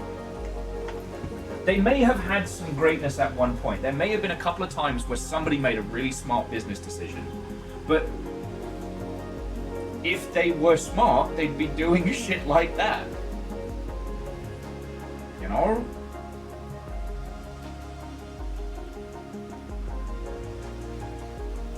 And Dice, I'd watch the shit out of Muppet Star Wars. You cannot tell me you would not watch a Muppet Star Wars. I mean, Star Wars is at its best when the Muppets are popping. But, you know what I mean. Like, and I'm not saying that we should only be focusing on nostalgia. I'm not saying that the only path to success is rehashing the franchises of old. You know? But I went to go see Sonic the Hedgehog in theaters. Alright? If you told me there was a Muppet remake of, I don't know, pick a popular movie, I'm gonna go put my bum in that seat. I'm gonna get one of those like ridiculous oversized margaritas. I'm gonna have a good time. Like, that is money I will spend.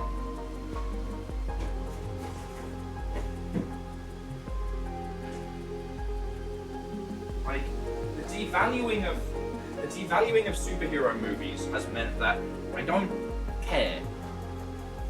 And I think I'm not alone in that one. But the Muppets, like, that's prestige. They have all these multiversal franchises. Where are the Muppets? Yet Deadpool vs. Animal would be funny as fuck.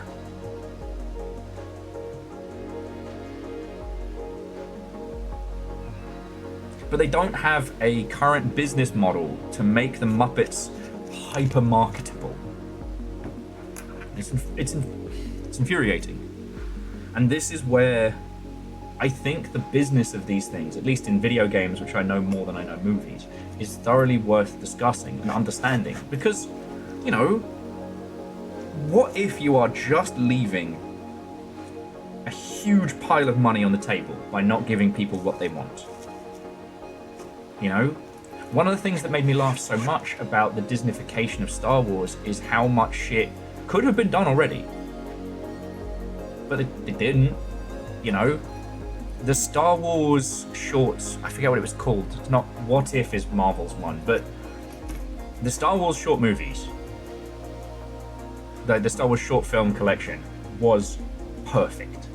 Because it's an evolution of the Star Wars fan film thing that was bubbling. But because Lucas was super cool with people making fan movies of Star Wars, Visions, thank you Dice, people have been able to make Star Wars fan works for a long time. None of those have been able to make money off of it because of how the licensing works. So again, there's no data point that says do more Star Wars, but we knew. And Safik, I know. Now, I didn't find this out until my 30s. That both Dark Crystal and Labyrinth were not commercially successful. The Dark Crystal barely scraped by, and Labyrinth was a financial failure. If it hadn't been for the success of Muppet Babies, the Jim Henson production company would have gone under. Like, that would have killed them. So I can understand it took that long for Dark Crystal to get any attention, and I'm glad that it did. And I forget what Willow's whole deal was. Not the movie, but I forget what they were trying to do with Willow. Willow had a very, very precise business case. Like, it was supposed to be... There was another fantasy movie that was coming out that it was supposed to be the contender for... Shit, one of you probably knows this better than I. So I can understand with those ones because, you know, Conan was a financial success. Willow scrape by. You know what I mean? But your favorite 6, The Princess Bride with Muppets is perfect. It is a perfect concept. And I'm not just saying that because I want to see it. Like, if we just put on our rich people money hats and we bust out, I don't know, do rich people still smoke cigars? Do they have like e-cigar vapes? No, that's Big Boss from The Phantom Pain. Anyway, we'll puff on, I don't know, ground up endangered toad or something. You know, get into the crazy too much money mindset. That's a large amount of money that can be made.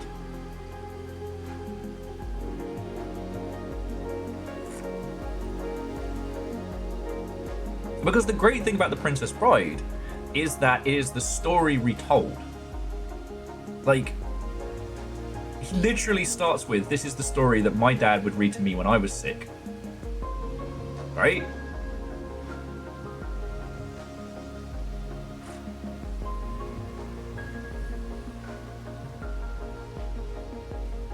So yeah. I don't know, I only recently learnt about the corporatification of American architecture when it comes to restaurants in the ilk, and it's one of those things that, like, it's annoying and it's soulless, but it's business, right? When it comes to art and creativity and how we put these things together, there are some choices which are not fun, but you gotta do them. Because if you don't listen to business, then you have a version of Dune that never gets made, you know?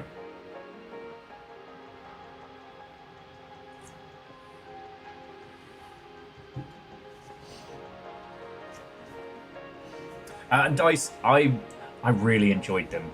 I have to admit that if I could take the samurai short back in time and show that to Tiny Will, he would have shit literal kittens. That was everything Tiny Will would have wanted in a Star Wars game. Like, one of my earliest modding experiences was getting the katana wrap lightsaber handle for Jedi Knight. Not Jedi Outcast, Jedi Knight, which was significantly harder to do. And yeah, Naru, that one's been doing the rounds of like why Pizza Huts don't like Pizza Hut, why every fast food place looks the same, because they can then sell the building and the land to somebody else. Alright, like, I hate it. I hate it. But it annoyingly makes smart business. You know? I don't have to like capitalism, but I can understand why certain things work. When it comes to capitalism and the intersection of art and creativity, it's infuriating when you could be good as a creative and, you know, embrace the fucking capitalistic overlords at the same time, and then people just don't.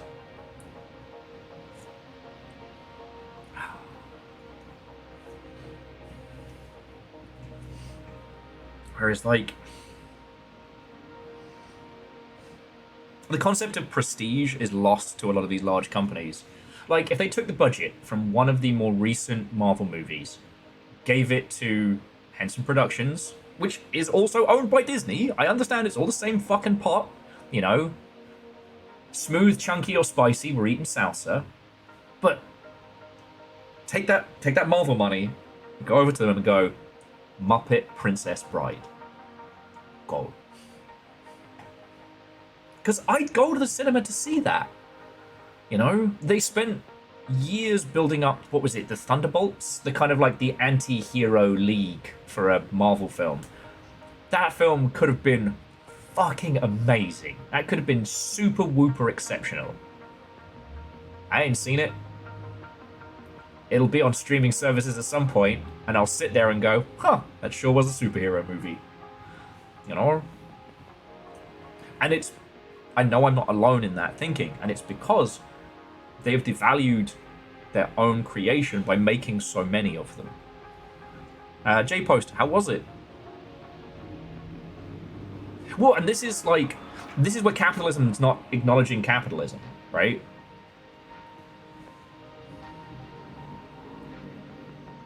So okay, here's one that I like to bring up in this kind of discussion, that art is not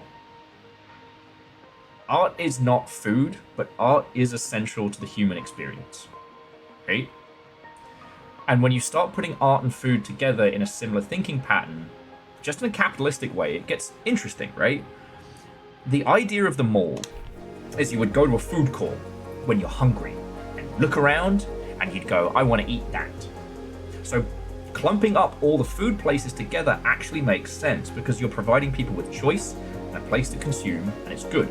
You don't want to put your fancy sushi place the other end of the mall hidden away by itself because no one's going to go there. Once people are sated, they're not going to immediately look for another thing. Now, the consumption of art works differently, but you can absolutely OD on something. You can intellectually consume something too much to where you're kind of a bit sick of it. And I know it's closer to like when a comfort food stops being comforting, or sorry, a safe food stops being safe.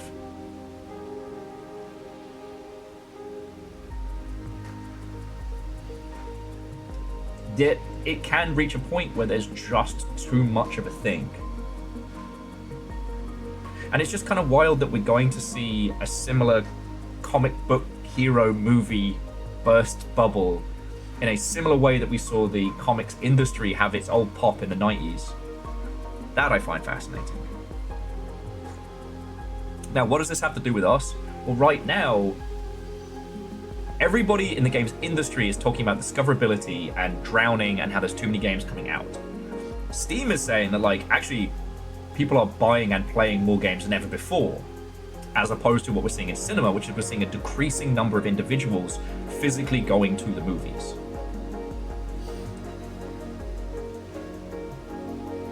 What is our food court in video games? It's Steam, right? At least for the predominant amount of us, you know what I mean? itch.io is not where people go to browse and find things unless you're sickos like we are. You know, you already have to be... The way someone put it to me is that Steam is the mall. Steam is the infinite mall. itch.io is the Friday art walk, right? Only a few people know about it. It's as much other artists as it is like new punters. And you go there and you buy a few things and you feel good. But it's much rarer. Once we take these kind of purchasing habits into consideration and we think of like why people play games and what games they want to see, then we can start to understand it. The difference is a game takes 3 to 7 years to make. So you're kind of... If you're reverse engineering the creative decisions to fit current business trends, you're already out of focus. Having a flexible business model in terms of how you'll sell it when it comes to market, that's a different story. Like, oh, for those of you who didn't see, our good buddy Damien Crawford added achievements to his games, to their games over the weekend, which I am psyched to fucking break my sanity on Damien Crawford's golfing experience. But the thing that struck me is that I've bought a lot of Damien's games, and I can buy a few of them and I can gift them, but there's no way for me to give Damien more money, right?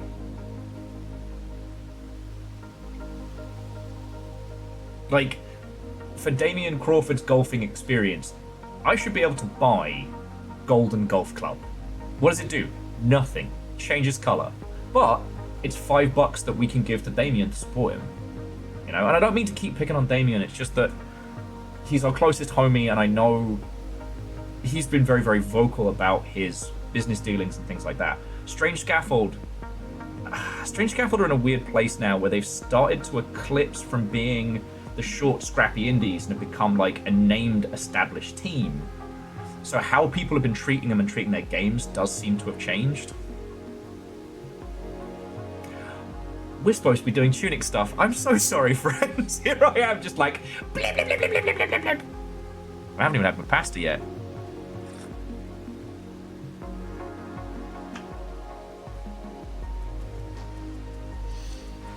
it's only 5 o'clock. Man.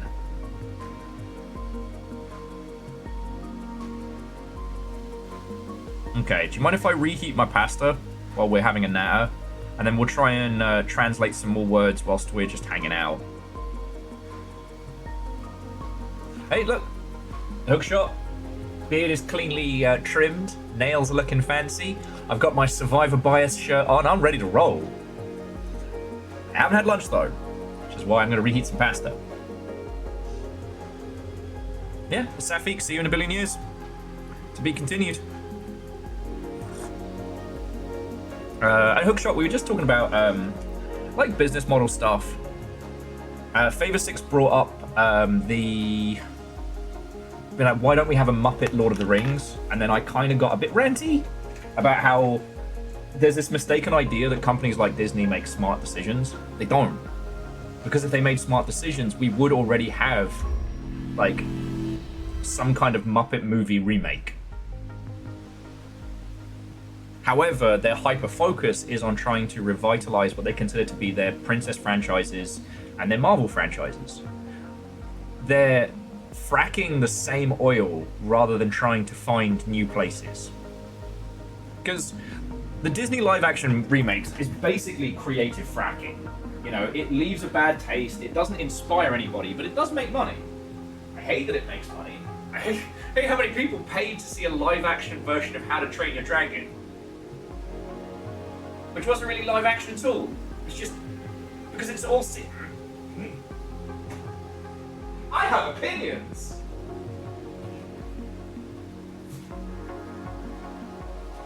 Maybe that should be the title to the long ship. It's just a picture of my face and it says, "Ask me about my opinions."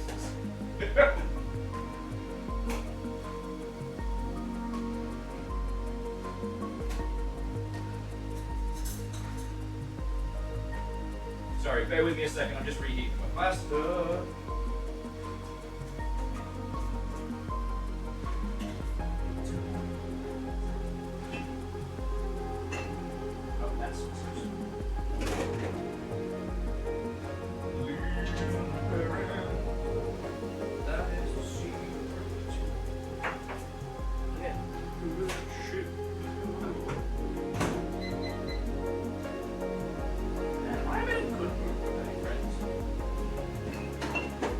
I hope it stays.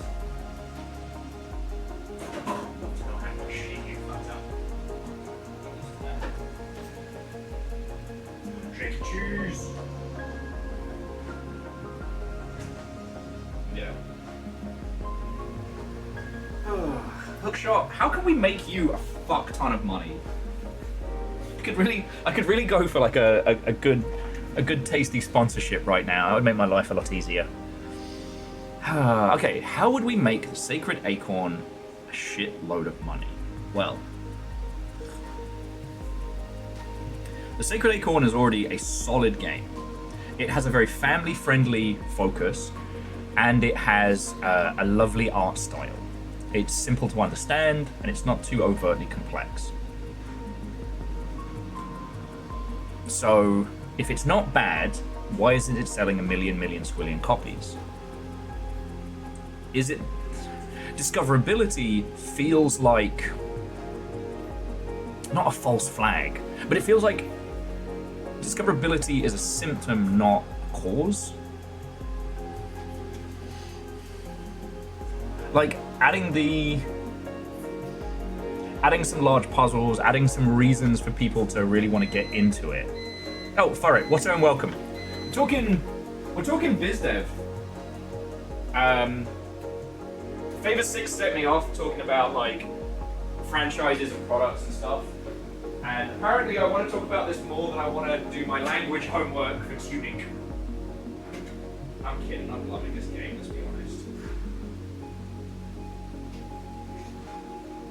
When we finally finish Tunic, I'm going to be so sad. I'm going to be so sad. Oh, and I'm just reheating some pasta up, because we got sober tonight.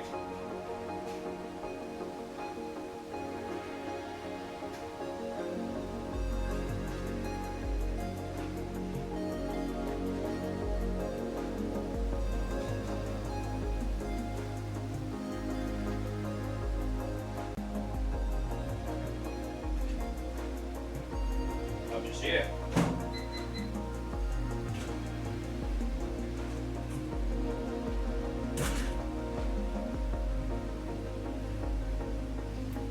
Because I was trying to think about how did Rainworld make so much cash? Well, Rainworld was able to get a very, very dedicated fan base.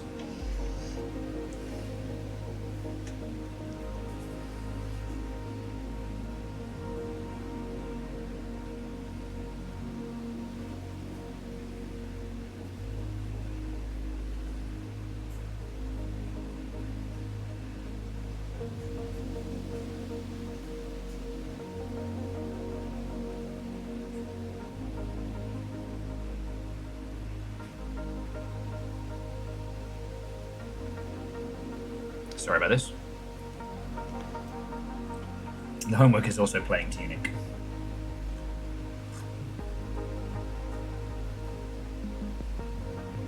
Hookshot says, people expect a much more easy game, even though our copy says it's nothing like that. I mean, Hookshot, have you considered potentially... have you considered Kirbying it up? Lowering the difficulty for the initial playthrough, having a second playthrough with slightly changed sprites and graphics, increased difficulty and plot and lore. And I understand that wherever Virals is right now, in the greater Seattle region, my referencing of Kirby has just set them off like a sleeper agent. You can hear that.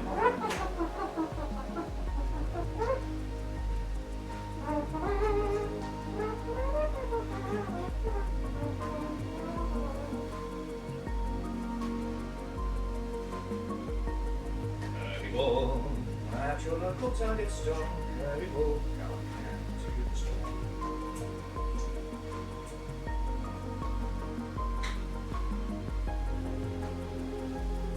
Cheers.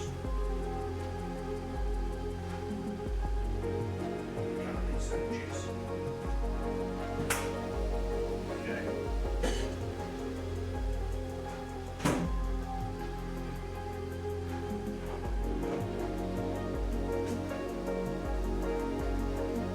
Because the thing with the Sacred Acorn is that there's lots of stuff, you know, why are you the special squirrel? Why were you chosen? You know, how come everybody else is a fucking idiot, including the king? You know, there's lots there you could work with. Because, Hookshot, if you're saying that, like, it was people's expectations were wrong, like, we've seen other examples.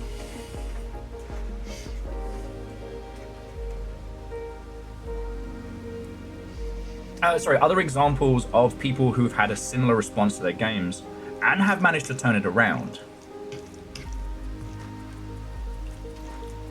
Now, obviously, I'm going to recommend things involving puzzles, involving, you know, deciphering and whatnot, because that's the kind of shit that gets me to come back to stuff. Also, fucking playing Tunic. Like, what else am I going to suggest? But that was something that, with Rainworld, the additional endings that people were asking for and the additional content that people were asking for was something that coincided with the Switch launch. Because when I started playing it, they just added some additional cutscenes and some video and some endings, and that was all corresponding to the Switch release. Long tail is important, but a long tail on a flop. I mean, how do you relaunch a game? How do you re-announce a game, right? Like, there's got to be a way.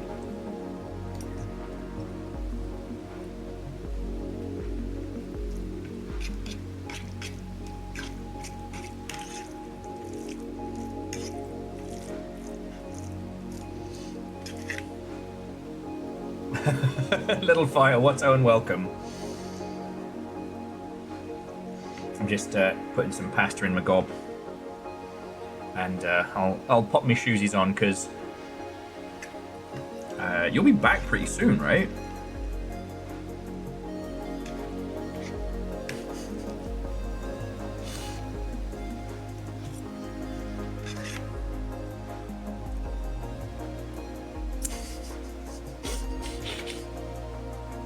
Make me spit this stuff out my nose. Simple cursor. Little Fire, what isn't doing his Tunic homework?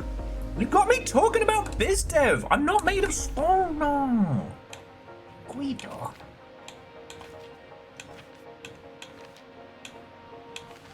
Well, and hookshot, this is an important thing to talk about because, yeah, it can reach a point of diminishing returns. Like, there is a point at which we're not even talking about, like, a potential relaunch. It's essentially sunk cost fallacy.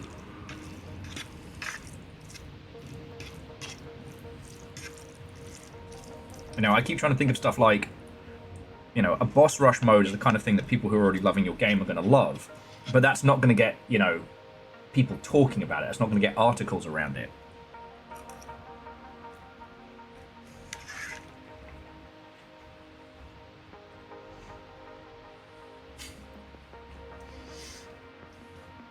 Little Fire saying I'm bad at homework. I work too much at home.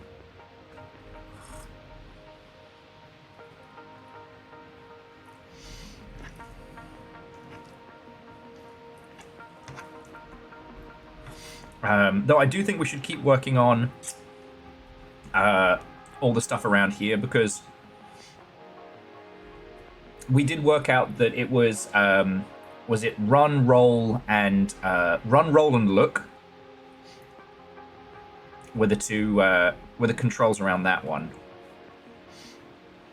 Left stick is move. Wait, did we get M?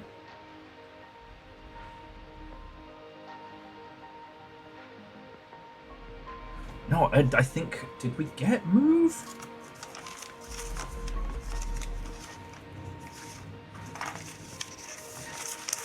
I don't think we did. Hang on, let me just... This is that one. Because once we've got all of this translated...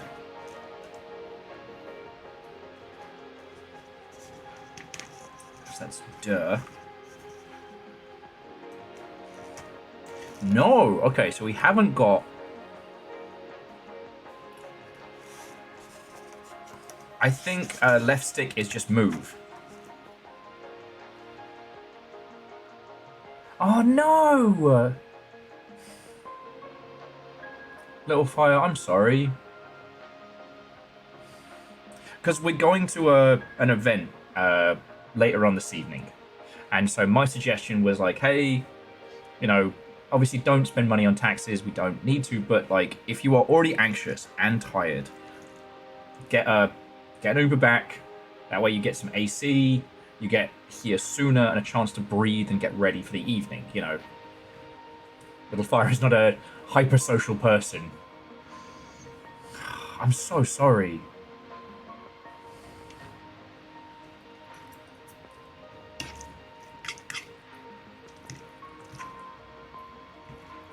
I'm so sorry. Yeah, light rail would have been faster. At least the windows would be open. Voicing you for 25 bucks. Well, I'll treat you to a thing or a something. I'm sorry. You could. It was a solid plan.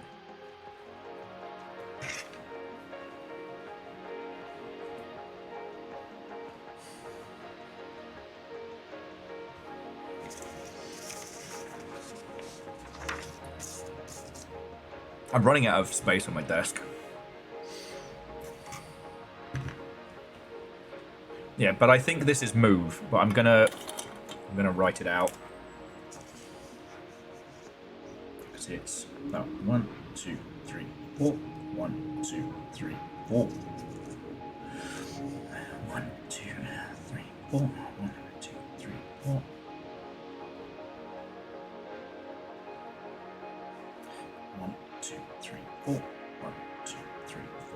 I've worked out this. Hang on, let me switch to Gundam Cam. So I've worked out this. This dot matrix allows me to write any combination of these words concisely. Little Fire, if I had the old desk, just in this playthrough alone, pushing down too hard would have snapped it like a fucking bowstring. Okay, so there's no umlaut, so the first character is this. So that means the second character is Bamf. Bamf. Bamf. Bamf. And then the third character is Bamf. So that's what we've just read. That's move. But I'm going to make sure we're testing it. So that should be ooh. As in ooh. Ah. Okay. So we haven't written down that one yet.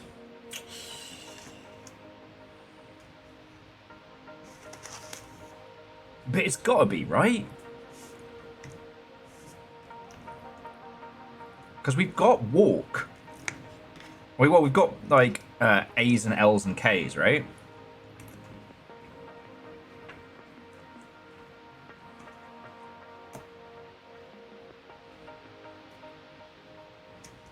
Oh, yeah. Austin.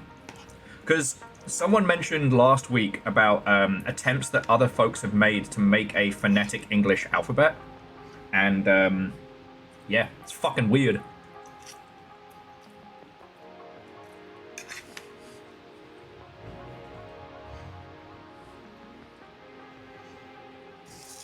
True.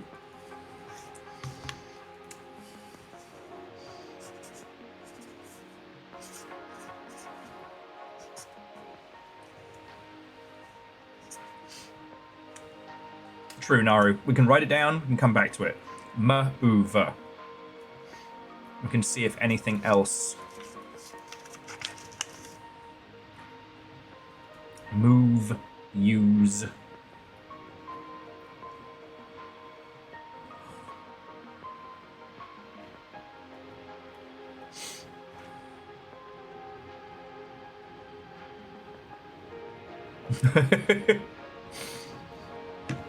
Well, it's really interesting as well because I do like English as a language, as much as it fucks with me, because it's got its weird little complexities for sure, but it's not actually as complex as a lot of other.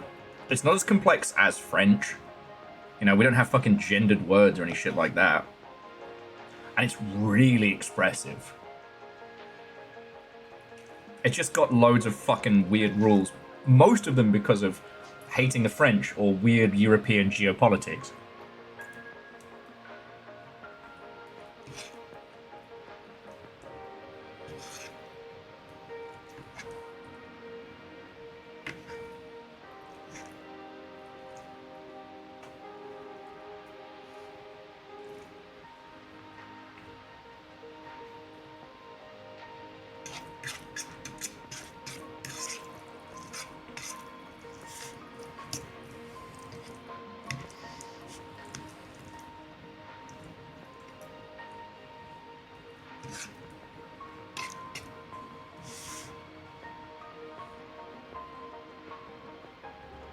Hey, I mean, Naru, it's why I enjoy language puzzle games. It was really cool to hear about folks sharing Chants of Sinar with their friends. But then how many people still don't know about Heaven's Vault? Rain, rain, rain, English is a pain. Mm-hmm.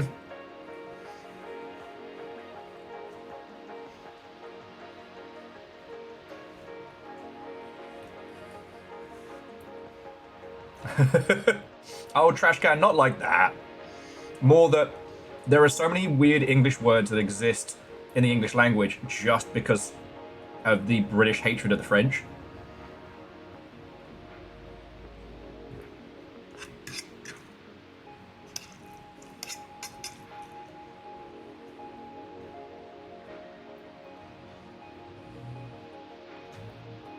No, that's entirely fair. And Heaven's Vault doesn't have a spoken capacity.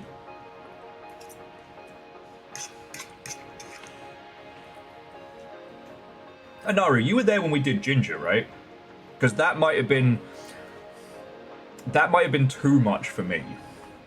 And Orzine, what's and welcome. Because this is a phonetic alphabet that translates to English, right? Whereas Ginger was a whole new language and a way of speaking. And Austin, abso-fucking-lutely. That point in Chants of Sennaar where people realize that each floor has its own form of grammar as well, that revelation will never stop being the fucking best.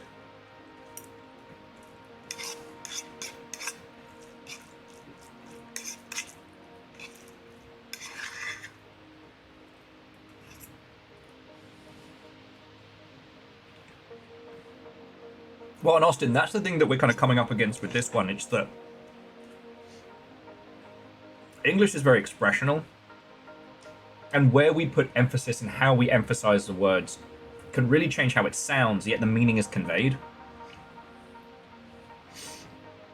However, that level of performative expression within English makes it a fucking shite waffle when trying to translate and discuss.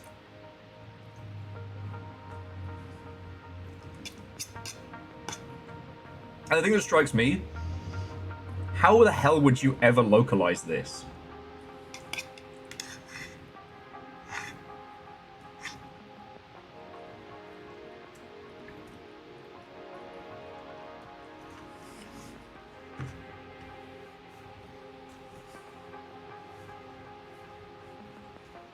Because, like, this is phonetic for sure, but it's phonetic English.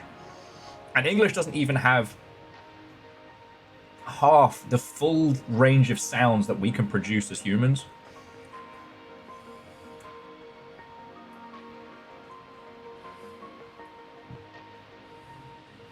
Like, the few times that I've dabbled with trying to learn Mandarin and stuff like that. Because I'm not good at written languages. Spoken languages, I fucking love.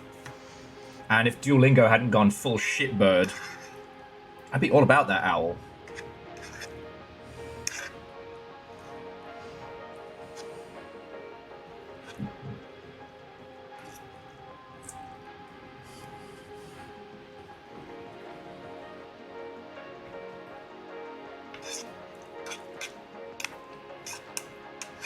And Naru, that's kind of rad.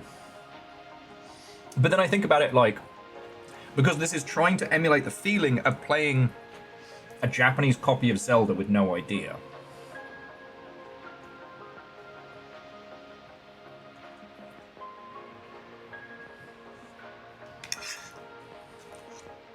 I mean, nothing's ever going to beat, when you're learning a spoken language, nothing is ever going to beat just being immersed in that language all the time. But you're right. Duolingo's good for her.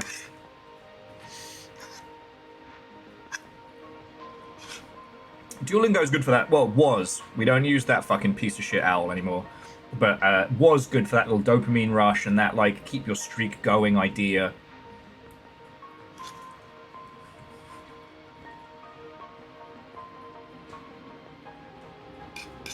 But the thing I think of is, as you know, one of my favorite YouTube channels is Dungeon Chill. And they did an incredible episode on Baroque, which was a very early roguelike originally released on the Sega Saturn. I love it. But the thing is, without PhD level research, the only way to truly know that game is through its guides and through its additional materials, which were pre-internet. Meaning that if you actually wanted to finish Baroque, if you wanted to see the real ending, you had to buy the guide, and the guide was only ever in Japanese. So, like, I can only imagine the lengths of someone going to. But then that must mean that, like, bilingual individuals who are in the Tunic community working out ways to translate the manual and either convey the info to others or what have you. And in this internet age, group puzzles can be a great way to build a community, you know?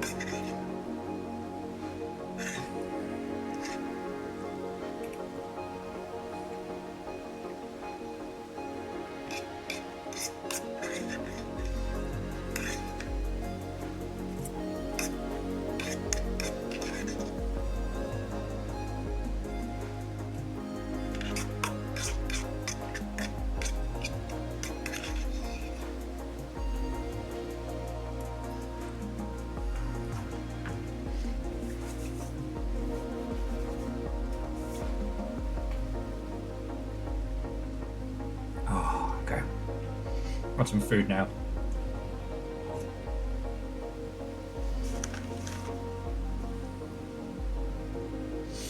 Okay. I'll put this over here just in case. Make sure that poor little fire's not being left outside in the cold. Alright. Nim nim nim nim nim nim nim. Was good. I ran out of my stock for making this last one, so I used tomato puree for like reducing the sauce, which was fucking delicious. But it has meant that anything that this current batch of pasta has touched turns violent orange.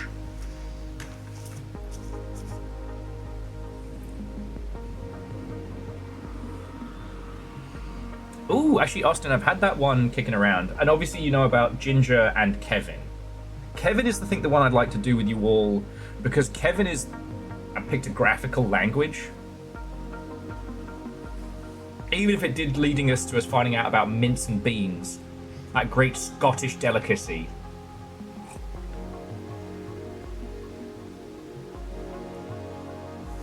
Okay. So on the controller page, we've got move.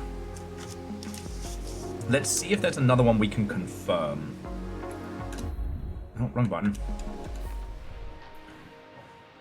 We're going to keep swapping between them. So we've got potion.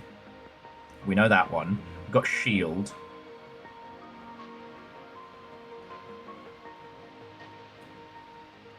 Now we do know the end of that sword one.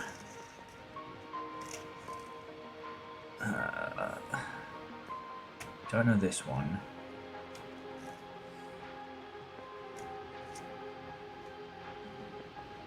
Yeah, it's use. I think it's use item. Let me write this out. I've got to reverse the pieces.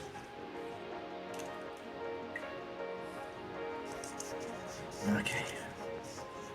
1, 2, 3, 4. 1, 2, 3, 4. 1, 2, 3, 4. 1, 2, 3, 4. Man, I should have got some fucking like tilty graft paper or something. 1,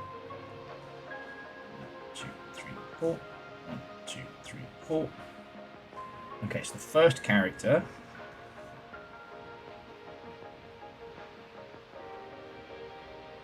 Okay, not the first character. Okay, the first character is the straight down line. The second character is the ooh. And handlebar, water and welcome.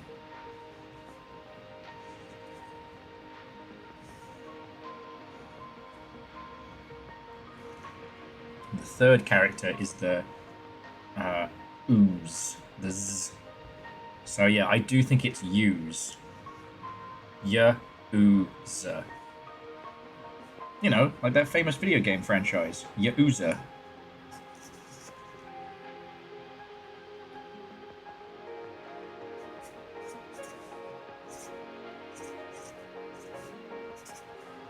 Yaooze. Use. Which would then mean the following one. The following one is a double umlaut, and what that means is that rather than doing the vowel sound after the consonant sound, it's the other way round. Nice and easy. So, how many symbols is that? That's 4. God.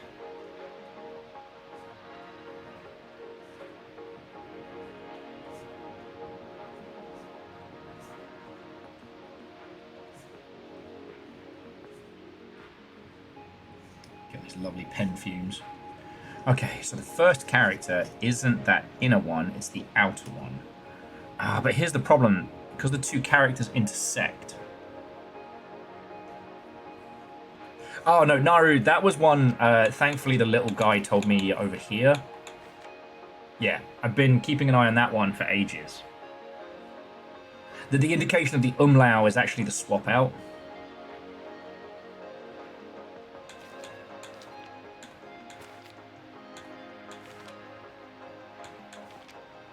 And the tricky part here is the outer sound. Hang on, let me zoom on in so you all can see. Wait, busted. Okay. So we're by the sword, alright? So the tricky part is in that second segment. Is the outer vowel sound just one line, or is it something else? So if we have a look in our Vowlopedia,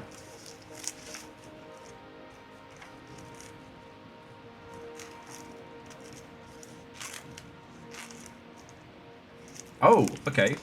This might be easier to translate than I thought.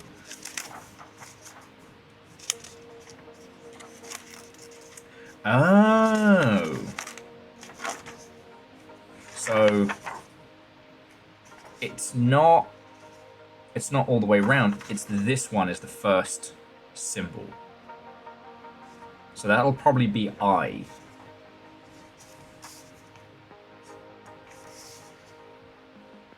And then the next one being the Y straight down.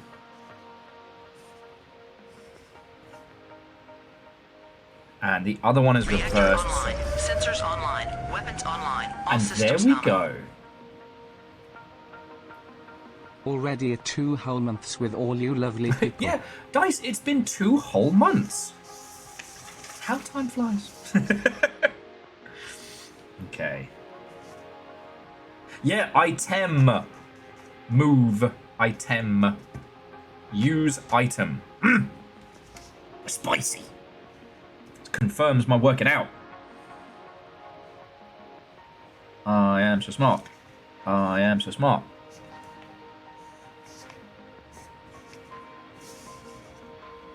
Oh, little fire. Let me come get you. Friends, please enjoy these smooth tunes. I'll be down. I'll be back with you all in just a second. We're gonna go fish out people from the hood.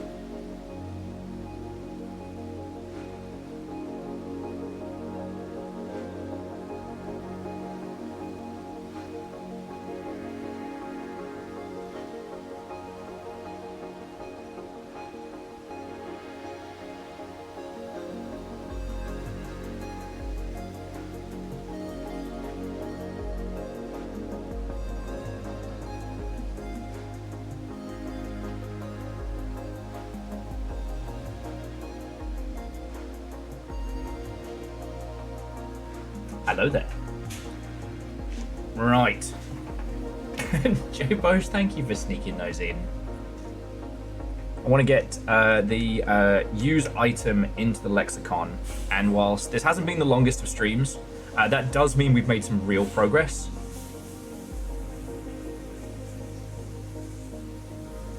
Austin, there's one I've seen recently, which I wanted to do this week, but just I ran out of time to stream, where you mimic hand gestures for communication. Which one was that one? Hang on, you have to bear with me a second because it's on my wish list.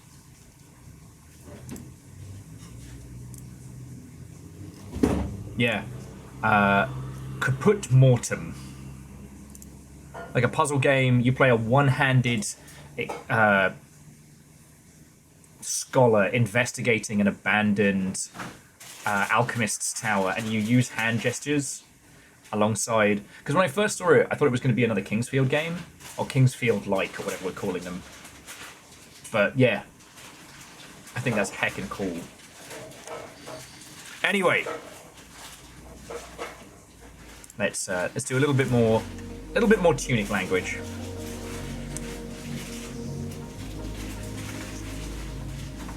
Now, did we have ter? Because it'd be I, ter, e, m, item. No, we don't have e.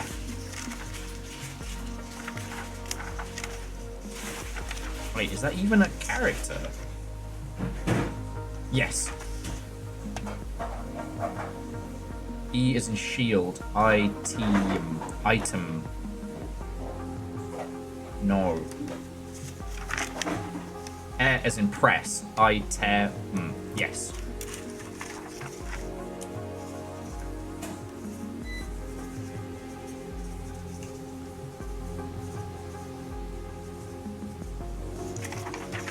Item. Okay. So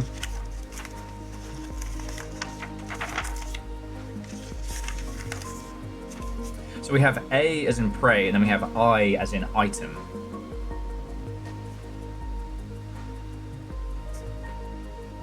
Oh shit. Wrong pen.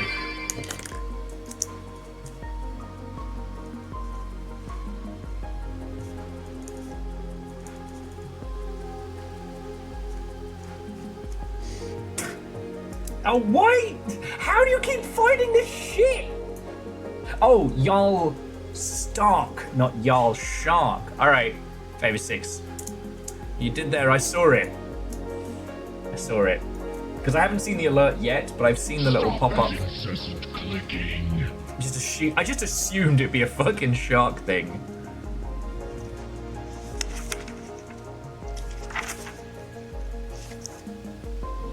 So we now have te as in item, and we have m. This is looking good.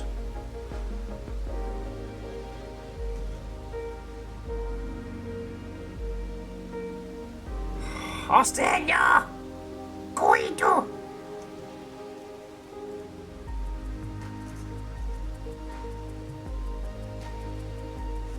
D and ter.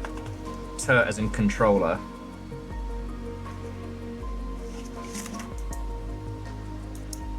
And we have M as in item or move. Okay.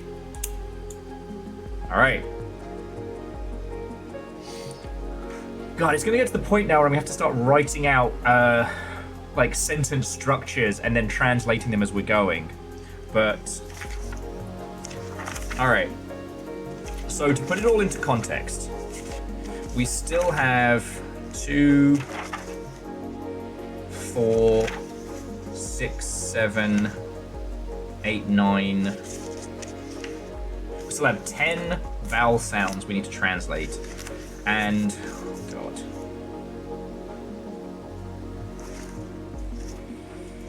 okay, and 1, 2, 3, 5, 6, 7, 8, 9, 10. Okay, 10 vowels and 10 consonant sounds still left to translate.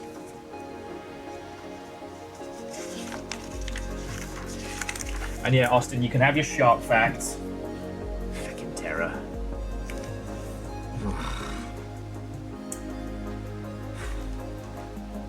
Sharks have learned to connect sounds, light, and symbols with food rewards in 10 or more tries. The great white sharks can nod their heads and arch their bodies to communicate. Ugh. And sharks can be trained, like dogs, to touch a target or grab a piece of food. Trainable attack sharks. Thanks, I fucking hate it.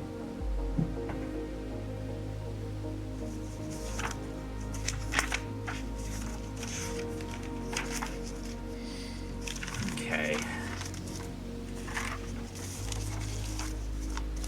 There is also the possibility, once we translated the language, like how much of it do we want to do ourselves in terms of the actual story beat stuff? Because this is the point where I don't know what you all would recommend.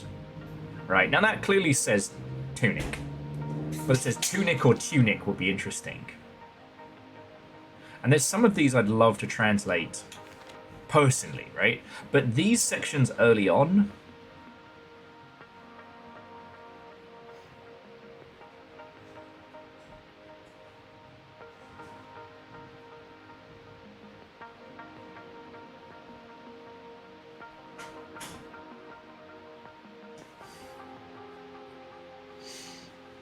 like, there's a lot to go through here.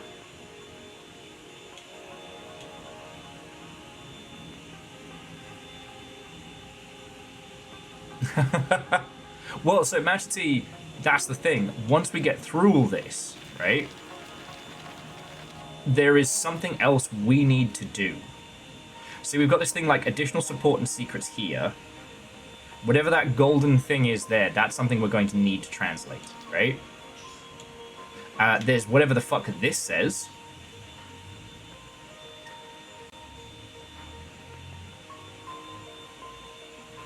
Huh, the game title does not say Tunic. Interesting. Because there's something about this that's fucking special.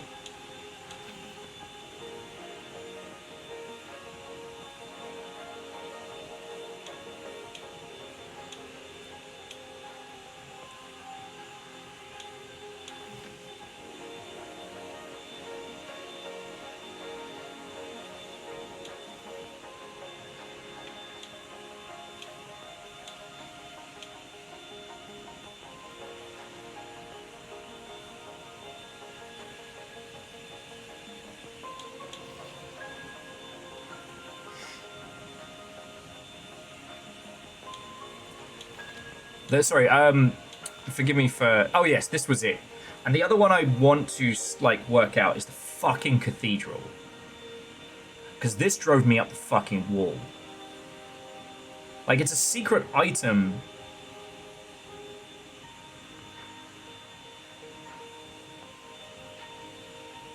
But I need to translate those passages. And who doesn't want to know about the Fleemers? But the thing is, next time we do this, we could do this with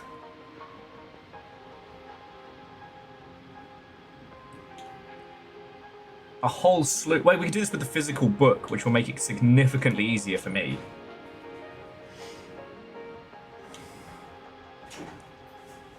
It's also really interesting to know about, like, the heir and how the previous heir resurrected us and what was going on with this whole thing and the echo of self.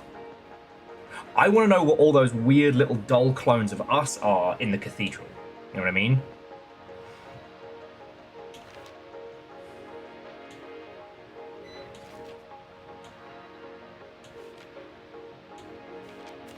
And there's, like... And this right here... Again, the same battle fought uncountable times. I want to be able to translate this one.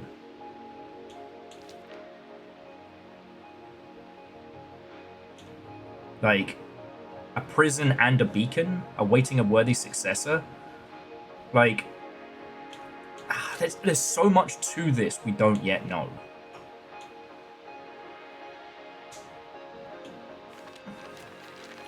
But I will say, friends, while it has been a short stream, and I do apologize for that one, I am going to bring our adventures to a close in just a sec, because I want to be emotional support Ginger.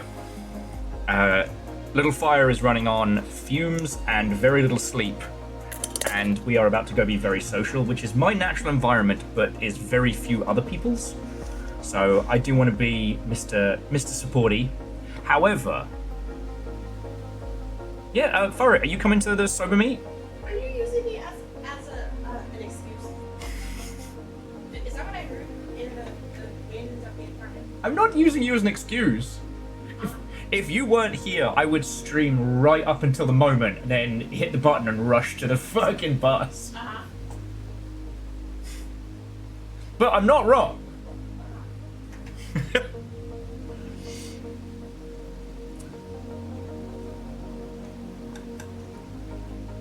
Well, Far, I don't know if I can unleash a heavy cajoling, but we're going down. And with it being sober and not the hard rock, that does mean that if they're at capacity, just play the fucking drum machine or Tekken or something.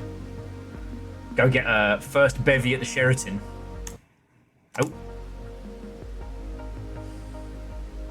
And look, I know a lot of you have been really looking forward to Tunic and to these streams. We will be continuing. The next Tunic stream is going to be on Wednesday the 3rd, the day before Silksong. Who was it that said they were surprised I wasn't doing a replay of Hollow Knight? That made me laugh. Like I need to do one. It's etched into my brain. Oh, and I think we do need to add Tunic to the Great Hall. For those who don't know, over in Discord we have the Great Hall. Those are games that are so quintessentially us. They're like, if you had to know us.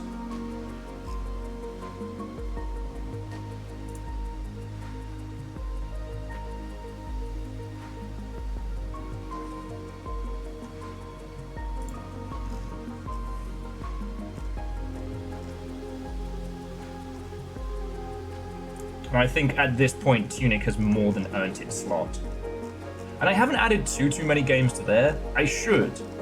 But I try and add the ones that we talk about. So like, Chance of Sonar and Heaven's Vault are both in there. You know, Outer Wild, Opus Magnum, The Hex, Soma, One Shot, you know. Ah, the Blackout Club. So yeah.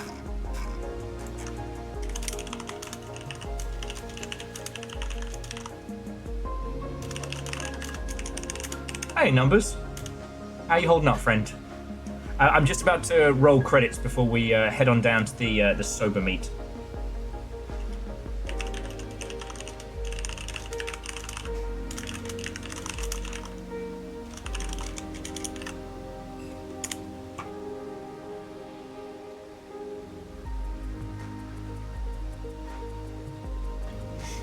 Numbers, sorry you're going through it, friend. Of course. As soon as you said that, I'd start sneezing. But you got this. Cheers to you, friend, alright?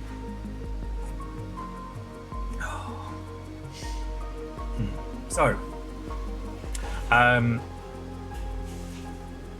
yeah. Well, and Numbers, if needs be, I know there are a lot of folks playing D&D and stuff in Discord. Find some homies, play some games. Have a beat, have a breather. I know new Digimon's coming out any day now. So, be kind to yourself as best you can. I'm sorry, I can't do more.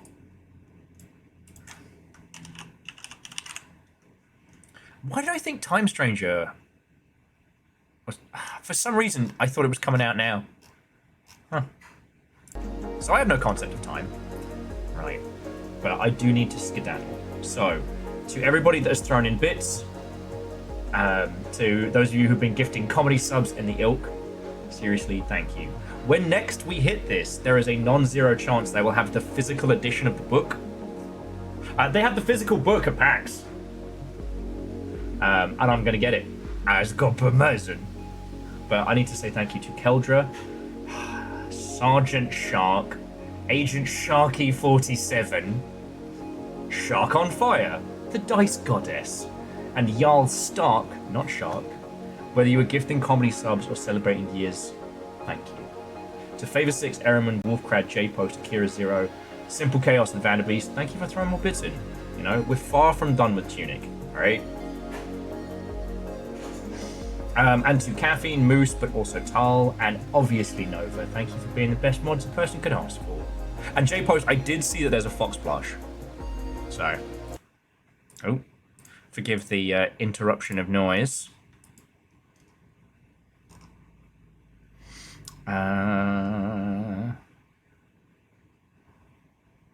Well, find some lovely Mother Hubbards on the interwebs.